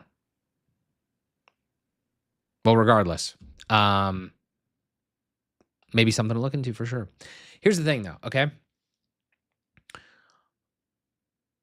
I have been. First of all, there's multiple different situations, right? Like maybe you're building for a client, maybe you're building for yourself. Let's just talk about building for yourself. There has been very few times when like I have like thought about this workflow that I have right now and I've been like, fuck, you know what? I really wish that I could log into like WordPress or like even open some sort of editor and click around and dick around with stuff. That's me. Maybe that's not you. Maybe I'm in like an extreme like minority with all this. Very possible. But I just never like I haven't wanted to do that at all yet with this project. And I think part of the reason is because when I think about this website, because it's a static website with like a lot of content on it, but it's not, like it's malleable. There's a lot of like patterns in the sense of like there's recurring, obviously components and recurring things or whatever.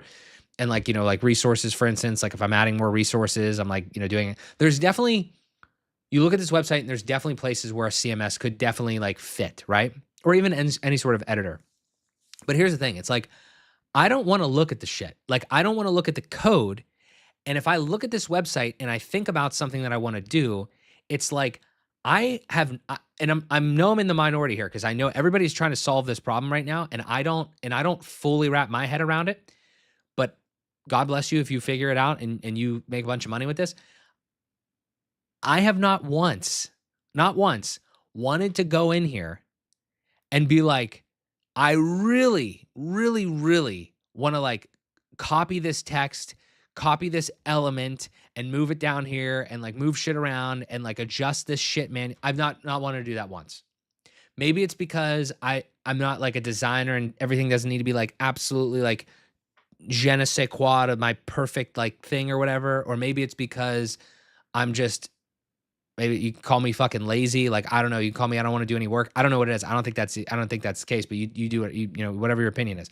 My whole thing is like, I know I'm again, tangentially to the Astro editor thing, but I'm trying to give you more things to think about. I just have not wanted to do that. And I find it hard to believe that clients are going to end up wanting to do that either. And I don't know who's going to want to do that. Maybe like specific designers that want that stuff. Because I know obviously Cursor just spent all that money like making their UI part of it thing. Really cool. I just don't know how that's going to like end up like kind of playing out. Hopefully it works. More stuff, more options. That's awesome. But I just haven't wanted to do that. My favorite thing in the world is to hit these two buttons on my keyboard and to tell the fucking clanker what to do. Okay? Like I actually should do it even more because I occasionally I'm just like having conversations with another thing. But like that's my workflow. And I like that. And it's worked. Like it worked to build this website, it worked to build the client website with the CMS situation going on, the headless WordPress situation. Um yeah, I don't know what else to say. It's just trying to figure it out. Um yeah. I think I'm gonna come back to the rest of these here, but I gotta chat in here. Whoa, it's blowing up here. Hang on a second. Let me click this. How does this work? Look at that. I think this is our first donation with this cool ass little social stream ninja thing on the screen. And it's got all this little nice stuff down here where it like puts the what's it called? The little guy down there. That's sick. Thank you so much. Thanks. I don't know what currency that is. Um I don't know the exchange rate, but thank you. I appreciate it. Um, freelancers are lucky. How are employers dealing with this? I think, I mean, I've talked about that. I feel like a little bit here and there. Um,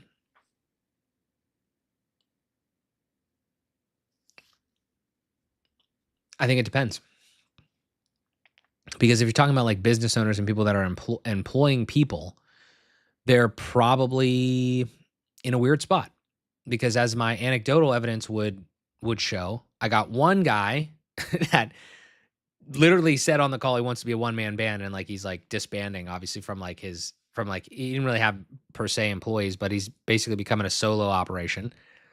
So much so that he's having Claude build his website for him. I think that was again like kind of tangential, it wasn't like obviously a planned thing. But when you're in there, and you're fucking it's 10 p.m. at night and you're like clicking around on Claude doing market research and all this shit, and then you're like, what else can this thing do? And you're like, can you make me a fucking website? It's like, you know what I mean? So those people that are curious and have that agency, they're going to want to do that.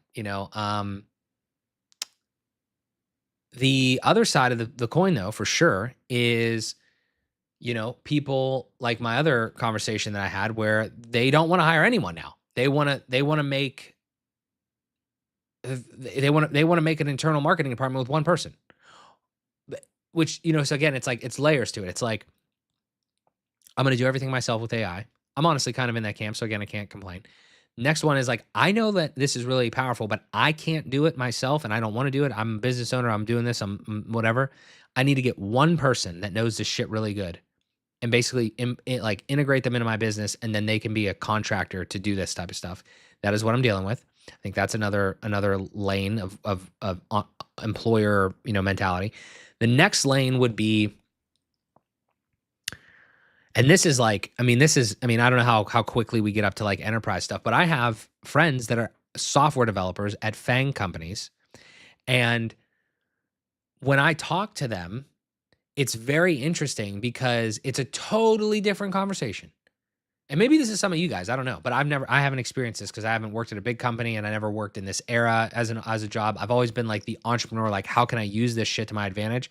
I haven't been of the other mentality, which is the people that are in that position. You're working at like Apple, Amazon, Google. Maybe not everyone's like this, but again, anecdotally, just kind of continue to gather the data.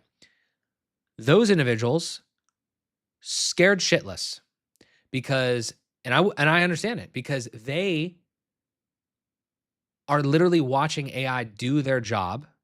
And if you're a software developer, I'm obviously oversimplifying and generalizing here, okay? But this is what I hear because I also watch like the Theo T3GG. He pops up a lot on my feed now, and I like because he talks a lot about AI, but he talks about it from a little bit more of a dev angle, and like he's even deeper in it. So there's a lot of stuff there. Point is though, like even from that angle, he's different because you got to understand he is a dev, but you have to understand the ecosystem that people live in. He's a dev, but he also profits off of like making tools and all this other stuff. He's not an employed software dev, right? So that's a whole different archetype. So he's got a lot of employed software devs watching him, and like it's cool because like they're learning and they're getting all this stuff. But if you think about it, and maybe I'm speaking literally directly to some of you right now, so hopefully I'm not like, and tell me if I'm wrong here, but like what my perspective is that if you don't have any entrepreneurial endeavors going on, you're scared because you see what's going on and you see that like you're probably thinking like, I've never been an entrepreneur, or I've never had to worry about that. I've enjoyed coding and I've done that for somebody else and I've made a lot of money, hopefully doing that for somebody else. But now like my employer sees AI and they probably don't, and they're probably like a lot of other business owners, they're probably like, they understand it's powerful, but they don't understand like what the like ultimately how it's like benefiting them or how it's going to shake out, and they don't realize that people still need like us like as software developers or whatever. And that's probably, I imagine, kind of what's going on because I've had these conversations. But the employers are just like, fuck, let's get the AI in there as fast as possible. I don't know this is a total hypothesis, okay, but I could absolutely see it happening. I think that these bigger companies, I'm pretty sure they can use, some of them have relationships with frontier models or other models or whatever, and they're in-house, like they're on their own servers. I think maybe maybe I'm not breaking a story here. I don't know if this is true or not, but my hypothesis is, without knowing the answer, is I think they're actually training. They've got to be like training the models, obviously on the data that's been coded. But if I was an entrepreneur, if I was like a big entrepreneur like that, one of the things that would immediately, to my mind, like go and it's like, wait a second, what if I just looked at all of my employees, like I tracked everything they were doing, all of their code, all their commits, put that in kind of like a separate stream or whatever, however you would do it, of training data into this AI. So now you have like all of this Opus data, for instance, that it has training data is like the general, bigger, larger thing, larger history of code, right? And then you have all of the specific stuff that your company does, and it's all locked down. It's all because it's not really going to the cloud. It's just like a frontier model, like on your own servers or something. I know that bigger companies are doing that, and it's like now it's kind of how when you're not doing well at work, and then traditionally, and then somebody they hire somebody new. And it's like, oh yeah, this person's going to work under you. You're going to train them. It's like you're training your replacement is what's happening. But this now it's a clanker and not a real person, right? So just so we all understand, I feel like incredibly empathetic to that situation. I can't solve that situation though, and I also can't be like I'm not in that situation. Like I can see it and I can feel it and I understand it, but I'm not in that situation. Like I've always been more of like I've had the skill, but like for some reason, like just immediately, I was like, I need to not necessarily need to make money from this because I fucked that up for a while, but like I need to create the opportunity, so to speak, for myself. And now, as I've matured, I don't know, I'm getting old, but as I get to this point, I'm like, wait a second, like I thought I was going to be an employer because I needed people to do the work. But now I realize that maybe I still need people to do the AI work, but I can facilitate the AI pretty well. And I can do the things that like the employees were going to do. So it's like we don't know where this goes, but that's a really long-winded answer to like the hierarchy of the ways that I see employers handling things. It's like they are replacing employees. But ultimately though, like this is just like in some ways it's like extremely rapid. I don't think natural selection is the right word. I thought I heard somebody say that, but I don't know if that's the right word. It's almost just like extremely rapid, like everything that you've had to do over the last like 50 years, like become more educated or more intellectual in certain ways if you wanted to do whatever. This is just unbelievably fast, how crazy fast this is moving. And I don't know where it goes, but I think that that's part of it, and how you have to navigate that because if not, then I don't know. If we have anybody in here that like has a better experience with that in the employee world, then be my guest to let me know where I'm right or wrong there. But that's just from my stuff that I've seen. What up, nerds? Says the world's worst web developer. What up, big dog? Thank you for being here. BOC in the house. What's up? What's up? James says AI's already got much better in that respect. I don't know what that was to because it was a half an hour ago because I let my chat roll. But I know it's already gotten better. It's gotten better since I started the stream. Fuck. Not sure why he hears things. Don't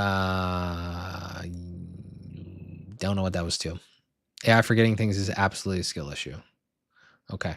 Maybe we're talking about the comment. Okay.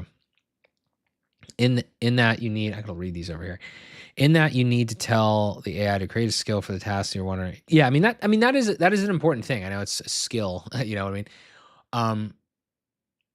I think that's a lot of it though, is like it's a skill issue in the sense of like understanding it, so to speak, and just not having the experience and the reps, which is it's not a diss, that's just an observation.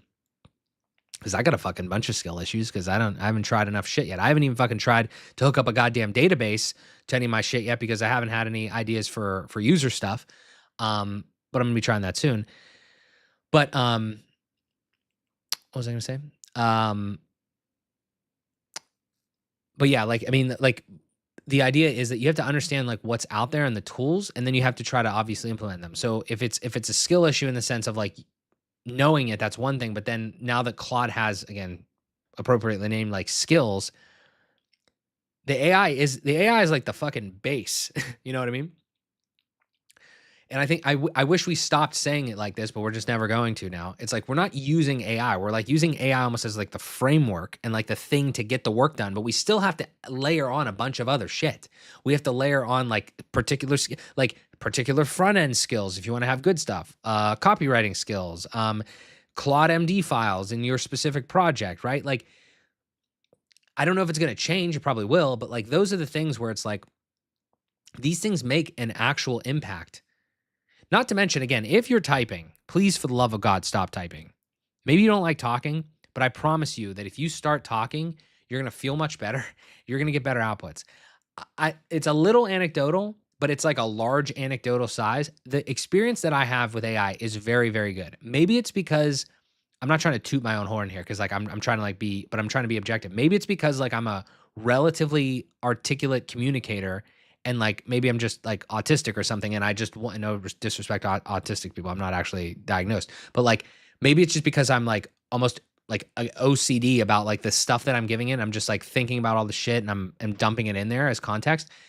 I think at some point somebody would have told you that's not a good idea. But all I'm saying is I've had good success and if I had to type all of that shit out, there's no shot that I would be where I'm at with the level of like experience that I've gotten, which isn't even crazy amount of experience, but there's just no way. So I think that's like another thing is like I know you might feel awkward, like, and maybe in certain cases you can't speak into your computer. But if you're like in your office or whatever, like, I mean, please like try it if you haven't already. I know I keep like harping on that, and I do love Whisper Flow. I use it literally every single day. You've seen the stats, you've seen the video. I am an affiliate. I like when you guys sign up with my affiliate link. But but the thing is, it's like I've never felt it's not about the tool. Like there's a fucking other bunch of other tools. Go find some other tool. Use the accessibility thing on your computer. I don't give a shit. It's about the actual concept of I really think that is actually one of the separation mechanisms to getting better. You're just naturally not gonna type as much as you're gonna talk. It's so much harder. Like, it's so much harder. I know it's not hard to type, but it's so much slower and it's so much more effort. It's literally more physical effort. Why would you wanna do that when it hypothetically decreases your output and your ability to produce? So, I know that was a long ramble about that, but Mark, did you notice any traffic increase to your personal website after you rebuilt with AI? You know what? That's actually a great question, and I will show you the analytics because I'm an open book.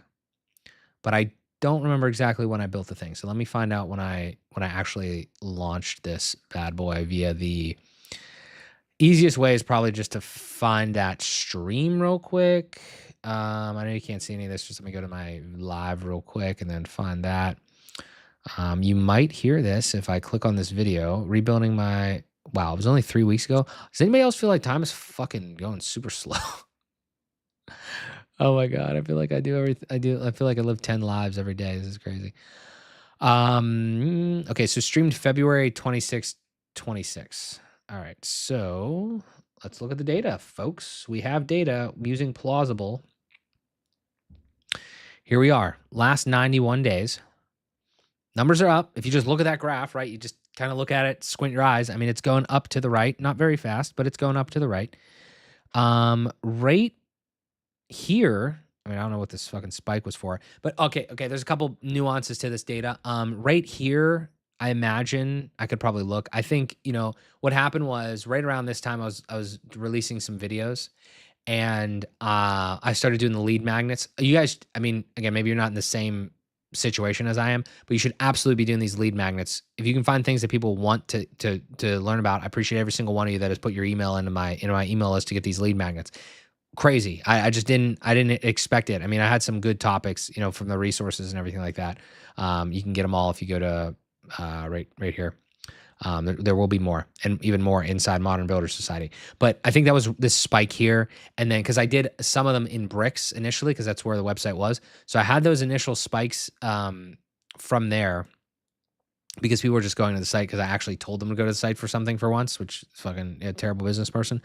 So then, but right around here, I think this is literally the moment here. So you can kind of see, yeah, like the floor is higher right around this time. Like this, just so we know, like right here. Up. I don't know what I just did. Oh, this is literally that day. Okay. Thank you. Plausible. Appreciate that. Right here where my mouse is, this little dot is from here on is where the website was AI. So now you could say a couple things, right? Why? One reason I could think is because I'm constantly sending more people. It's not really a one-to-one because I am sending more people there now with the resources and things like that. Better, maybe some better calls to action, right? You can see like the course tools. People love tools, man. Community, that's a good sign. About courses, etc. So the floor is higher. I don't know what else to say. The floor is higher. I think it looks like a lot of the stuff is coming from YouTube, so there's something there. But I also think that you can see direct is very high. So I don't know. I don't know for certain. Um, I could tell you that my search, my search console is higher. I think I just hit like the first, I don't know what it was. Maybe it was like 100 clicks in so many days or something like that. Whatever, they sent me a little badge thing. But my point is that, why? Is it because there's bot traffic? I don't think this thing would pick up bot traffic. It might it might. Maybe there's more bot shit. I don't know. People in China. That's only said, or Russia. My bad. Sorry, China. Maybe.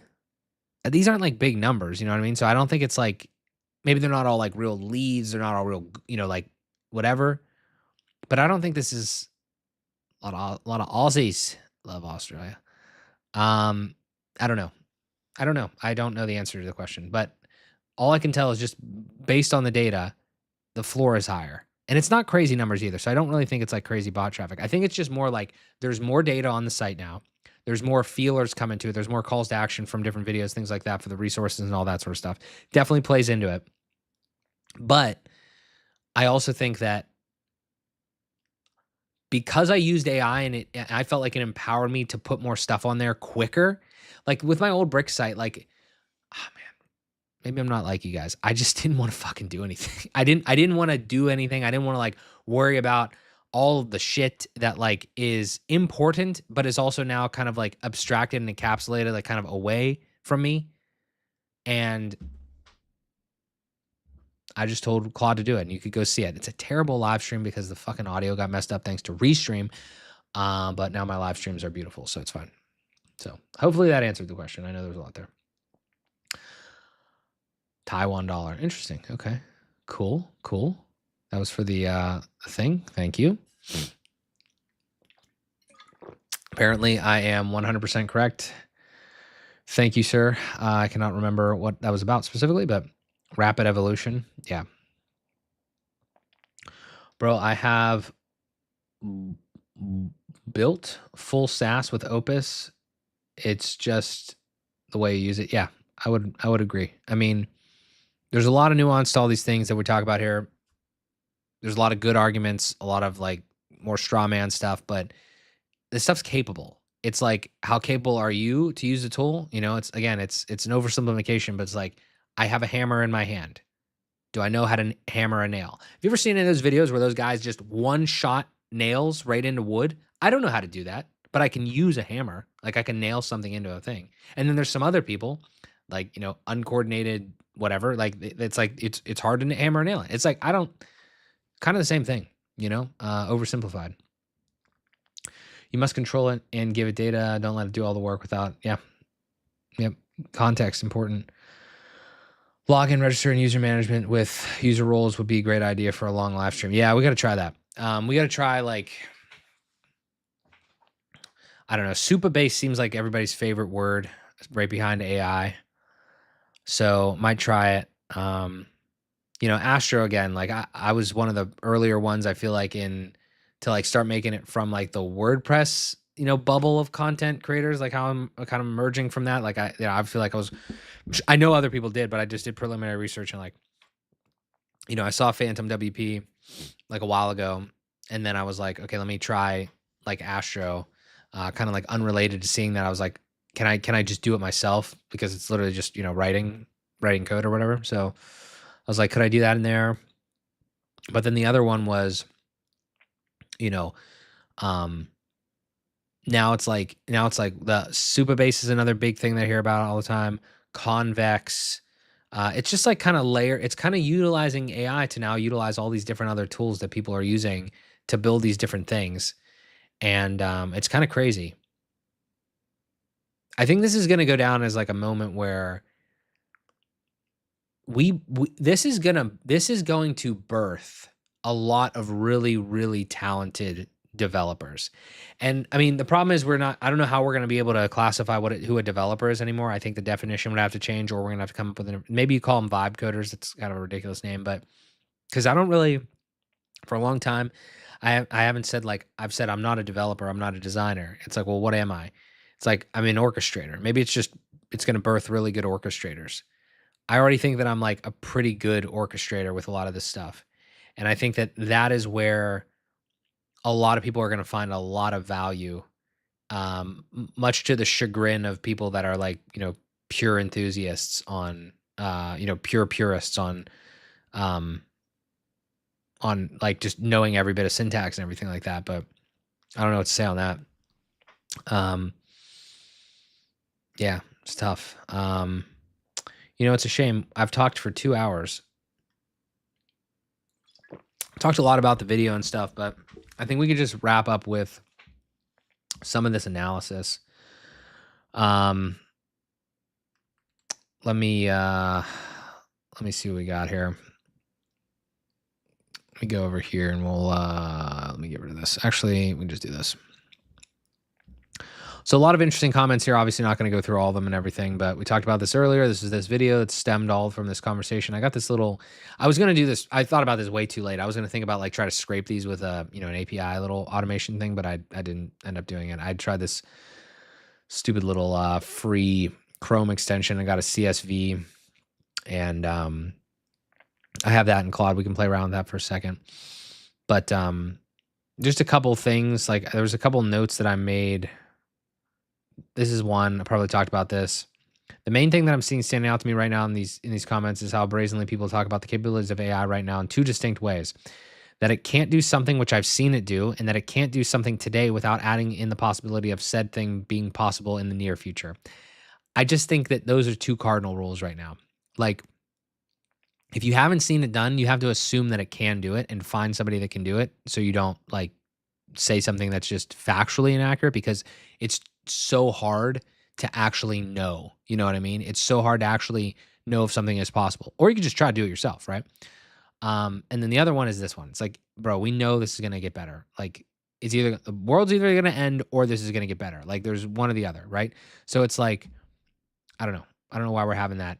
Why that's the main conversation there. I watched iRobot the other day, and this is a good synthesis from the 43 comments. We'll do another one here real quick, just in Claude, just so you can kind of see what the deal is there. But these are the 6 main takes from all the comments that were on that video.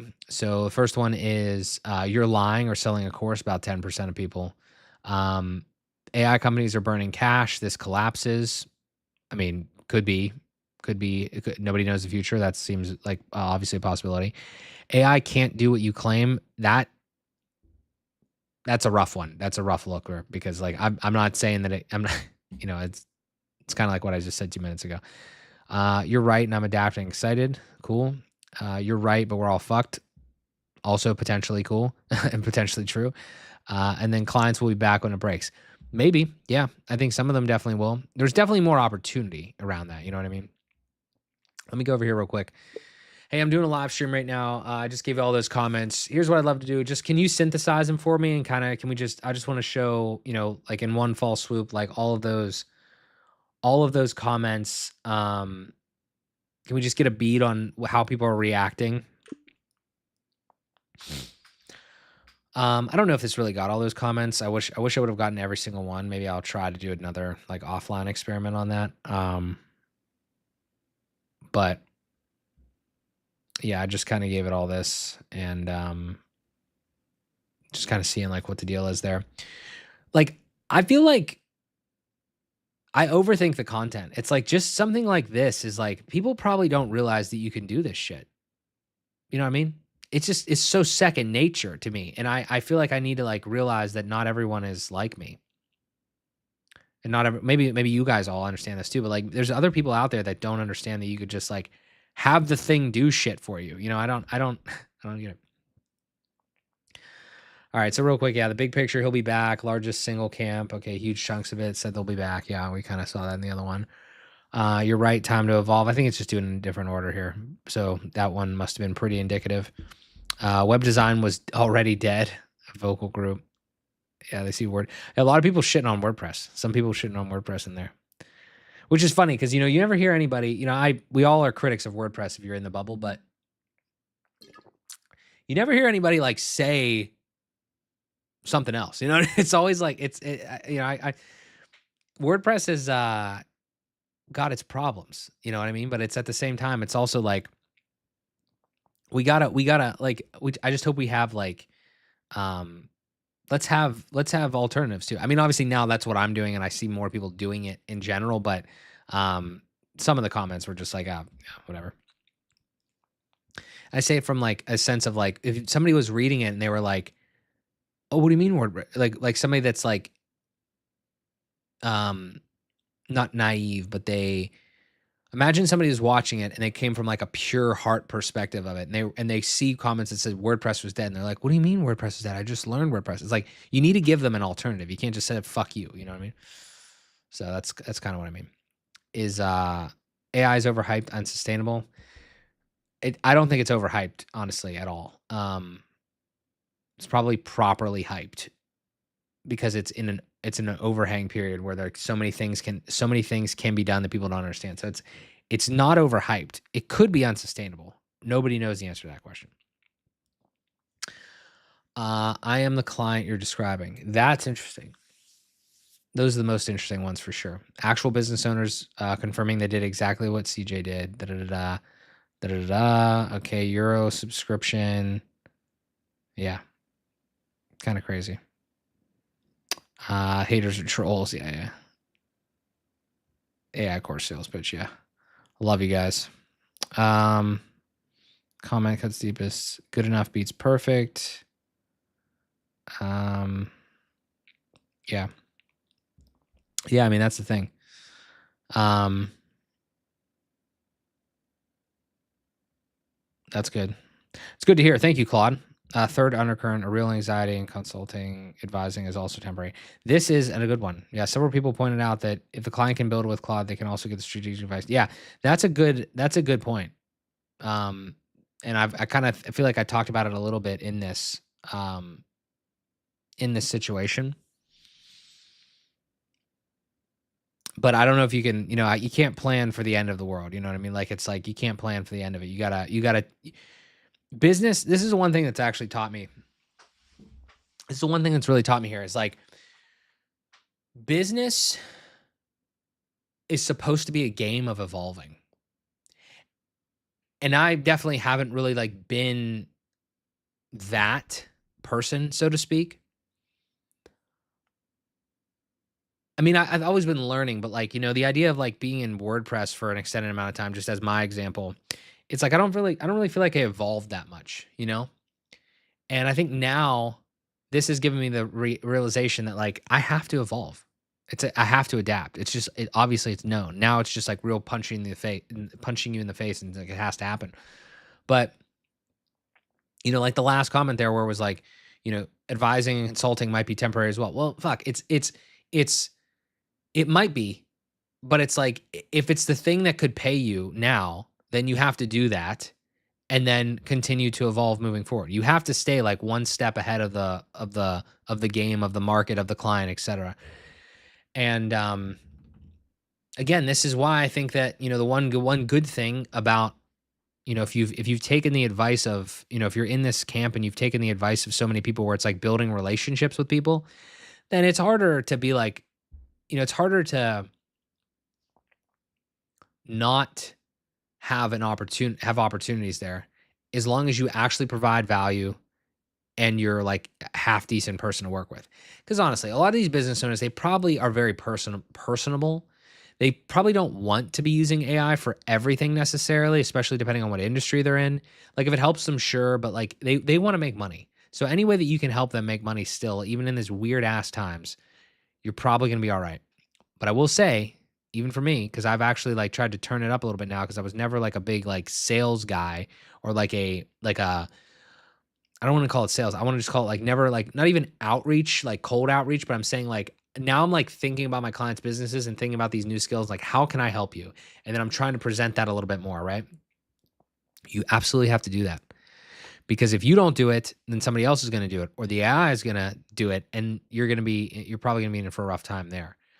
So yeah, I don't know the future. I don't know what's going to happen there, but we'll see what's up.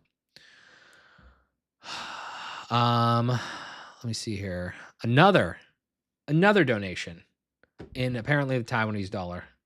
Thank you. I gotta look up this. What is the exchange rate on this? I don't. It's amazing. I don't care if it's 1 penny. Thank you very much. I appreciate you. I will read that comment here in 1 second. Hell yeah! Am I reading this right? Is that $25? Thank you. Jeez, unnecessary, but thank you so much. I appreciate that.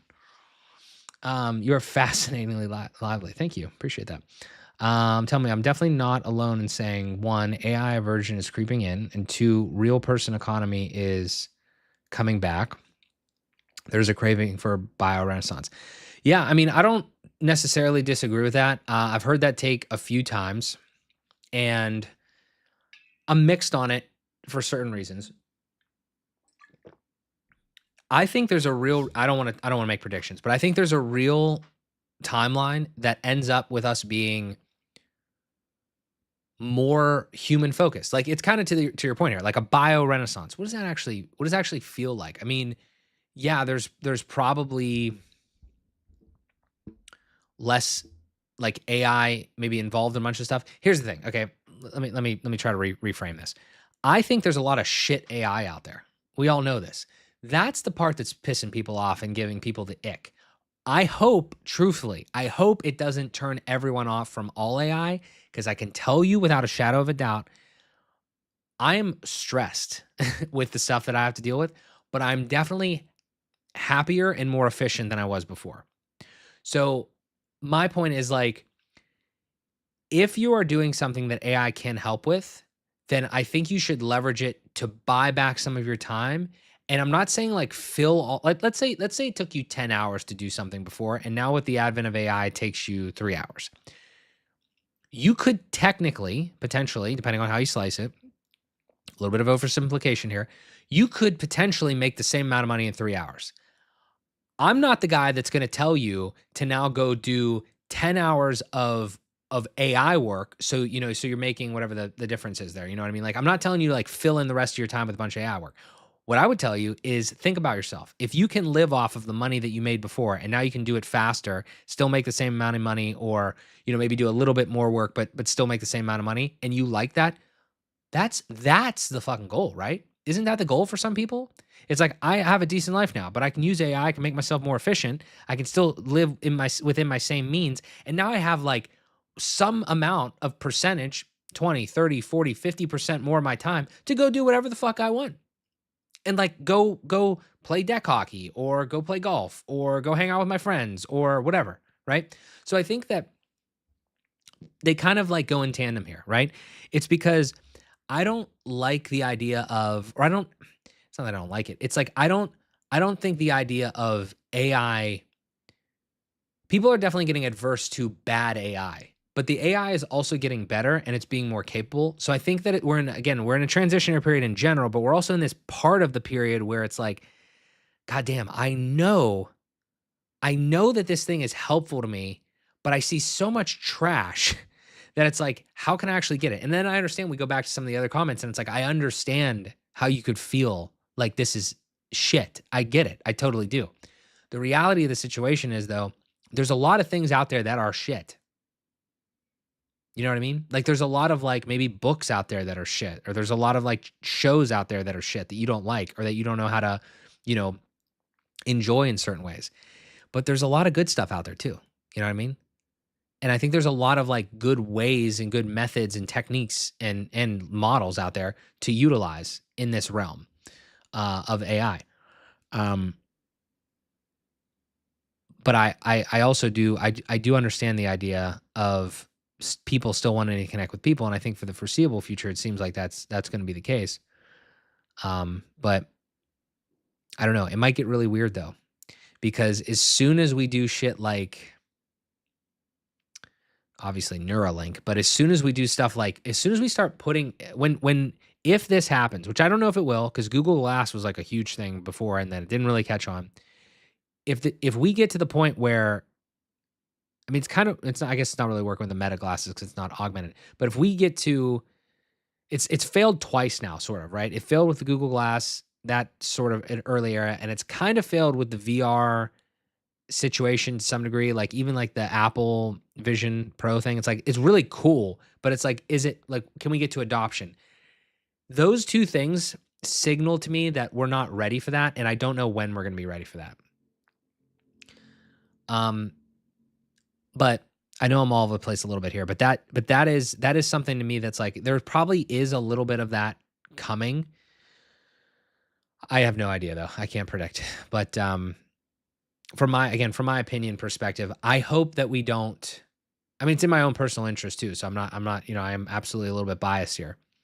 I hope that we don't go back towards all manual labor for everything, like manual labor for this stuff, for everything. There is definitely good here. There's a lot of shit, and a lot of it's because people are doing terrible, stupid, dumb shit with it, like just unvaluable. But I do think that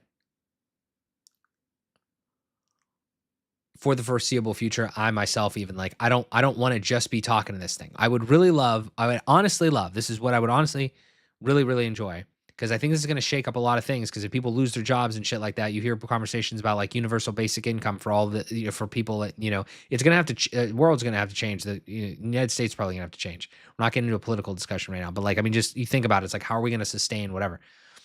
I don't have the bandwidth or the knowledge to comment on that in depth, but that's the stuff I've seen. But like for me, this is my personal goal. I want to use this stuff to make enough money to support my family. That's what I want. And then after that, it's like, okay, well, I'm using this to support my family so I can go fucking hang out with my family. You know what I mean? I can watch my son grow up, right? That's what I want. I don't want to be digging in the trenches 24/7 where like kind of like how I felt before with not a lot of necessarily like free time, et cetera, whatever. That's what I want to do. And I feel like I'm positioned to do that. And I feel like a lot of us are positioned to do that. And that's why I'm trying to leverage it. I'm not trying to leverage it for really any other reason. I don't really yearn for like a cyberpunk fucking future necessarily. I just see this as an opportunity to take my brain and my knowledge and leverage it, make it more efficient. Now, what does that turn into the future? Neuralink? I don't know. That's a little scary. I don't even want to talk about that right now. But that's kind of what I see. Hopefully that somewhat answered the question. You put your iPhone on one side, then you can't miss the mail. Is this a weird comment? You but your iPhone on one side and second hand on the other, so you can't miss the mail. I don't have an iPhone, and I don't know about the mail, so I can't miss the mail. Oh, can't miss the nail. Okay, okay, can't miss the nail. Got it. Your iPhone on one side. Okay. Yeah, that might work. I mean, you guys. What are we you guys in, Matt? Thank you for lurking and then popping up. WP is not dead. It's still the most used CMS. Yeah. Yeah, I mean that's a triggering one there for sure. I gotta just send you guys over to James. James is still here, the world's worst web developer. He put up a site the other day called the 40% myth. Is it the 40% myth? I gotta find the URL for you guys, and then I'm probably gonna get out of here. But I gotta tell you guys about my boys thing. I'm not. Fuck. How do I approach this?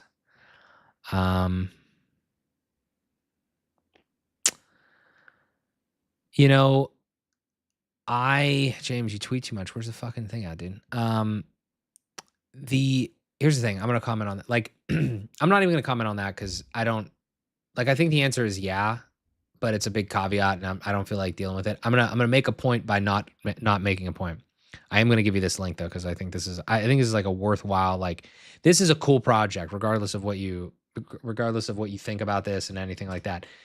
What you should do is not get emotional when you see these numbers. You should get inspired to build something like this with data to prove some sort of a point, or not even prove some, or like help your client in some sort of way or whatever, because James is doing some cool stuff, and I appreciated the thought when he shared this with me. And then he just did a live stream on it and stuff like that. But here's the thing. I'm going to try to make a point though about that as succinctly as I can. I'm tired of having the arguments because I did this for 2 years in WordPress. Okay. I tried to fight tooth and nail to understand everything. And I got to, give credit where credit's due to Matt Medeiros and so many other people of helping me understand this. But I feel like where I've ended up, I haven't become less of a learner and an explorer and a sharer, but there are just some things that like I don't feel that I need to explore anymore, certainly, like in a certain way, meaning that there are just there's some battles, there's some fights, there's some debates, there's some arguments, whatever the fuck you want to call them, because they're not like really that like heated all the time. It's just like there's some things that aren't worth even like having a conversation over. And I forced those for 2 years while I was in the niche of WordPress specifically. And I was trying to understand things. I was trying to understand why things happen this way and why things don't happen. Maybe this is just part of growing up too. It's like certain things you just got to be like, do your thing. I don't give a fuck. Like I don't care. Like like whatever, right? And you know that's just kind of my vibe with a lot of the things, even in AI land. Like it's not one specific thing. It's not just WordPress. It's not this whatever. It's just some things are just not worth your time. When, and maybe this is also again just a maturity thing in a specific personal situation, I have to feed a child. Like I mean, I have to put diapers on the child. I have to hopefully have my wife stay at home. Like I have bigger fucking things to worry about than the how the apparatus of fucking WordPress works, right? Like it's not going to help me do what I need to do. So maybe it's just a maturity thing and like a great euphoria awakening thing that I've had. But and I'm just using WordPress as an example. It could have been anything. Like that's just how I've gotten to be. So I've had that moment of enlightenment, and I know this just stemmed from the comment of like, you know, WordPress is not dead. Still, most use CMS. I I Maybe. You know what I mean? Like, I don't think it's dead. It's obviously not dead. It still fucking works. And is the most used CMS? Probably, because it's free and it's huge and it's got a big footprint. It's been around for the longest. It's like when you look at them like that, it's almost like cool, great. It's just not like I don't feel like I feel like it again, it's a little, I know it's just a comment. I'm not picking on you. I'm just saying like it's a little too much of an oversimplification. And then my calculus in my head is like, do I want to engage, like not in this comment, obviously, right? But like in the past, because I've literally done this. I'm just telling you from personal experience, like the last 2 years, it's like, should I have engaged with this more? It's like with the topic and in conversation. It's like it's not fucking fruitful. It's not, I don't want to say it's not monetizable, but it's not helpful to what I need to do. And I think I was misdirected by myself into what I needed. And then, you know, it had like, you know, it took turning 30 and having a child do to like be like, I need to start like focusing on money, like money making items or things that are higher probability of making items, you know, higher leverage things. And so I'm off on a personal tangent here now, but that's the case. And I know it stemmed from that, just that simple, you know, the simple comment there, but that's kind of how I think about it. And I'm definitely like, you know, stressed trying to like keep up with certain things in a way, but I tweeted this the other day. It's like it's better to have more opportunities than not enough. And I feel like that's where I've been trending and that's good. And I hope that for all of you guys as well. I hope you appreciate that. I'm not trying to be like the I know everything fucking guy. Maybe you need that and you can go watch other people's shit for that. That's totally fine. I'm just the guy that like tries shit and has a lot of success with a lot of different things and then is trying to make more money from those things as well and, you know, educate and do all these things. But um, you know, I got the community now, Modern Builder Society, you know, there's a course inside there, or you can buy the course standalone. I have client work stuff like that I'm building and doing. I got the advisory calls that I had two great ones recently with a couple individuals. Um, I've got a lot of value to offer. I know that. And I'm just trying to do that. And I'm not trying to be the end all be all on the shit because I think it's honestly irresponsible. Like it'd be different if this industry, you know, the AI level of stuff was been around for a long time and you could actually be the fucking the guy or the gal. But I don't think you can do that.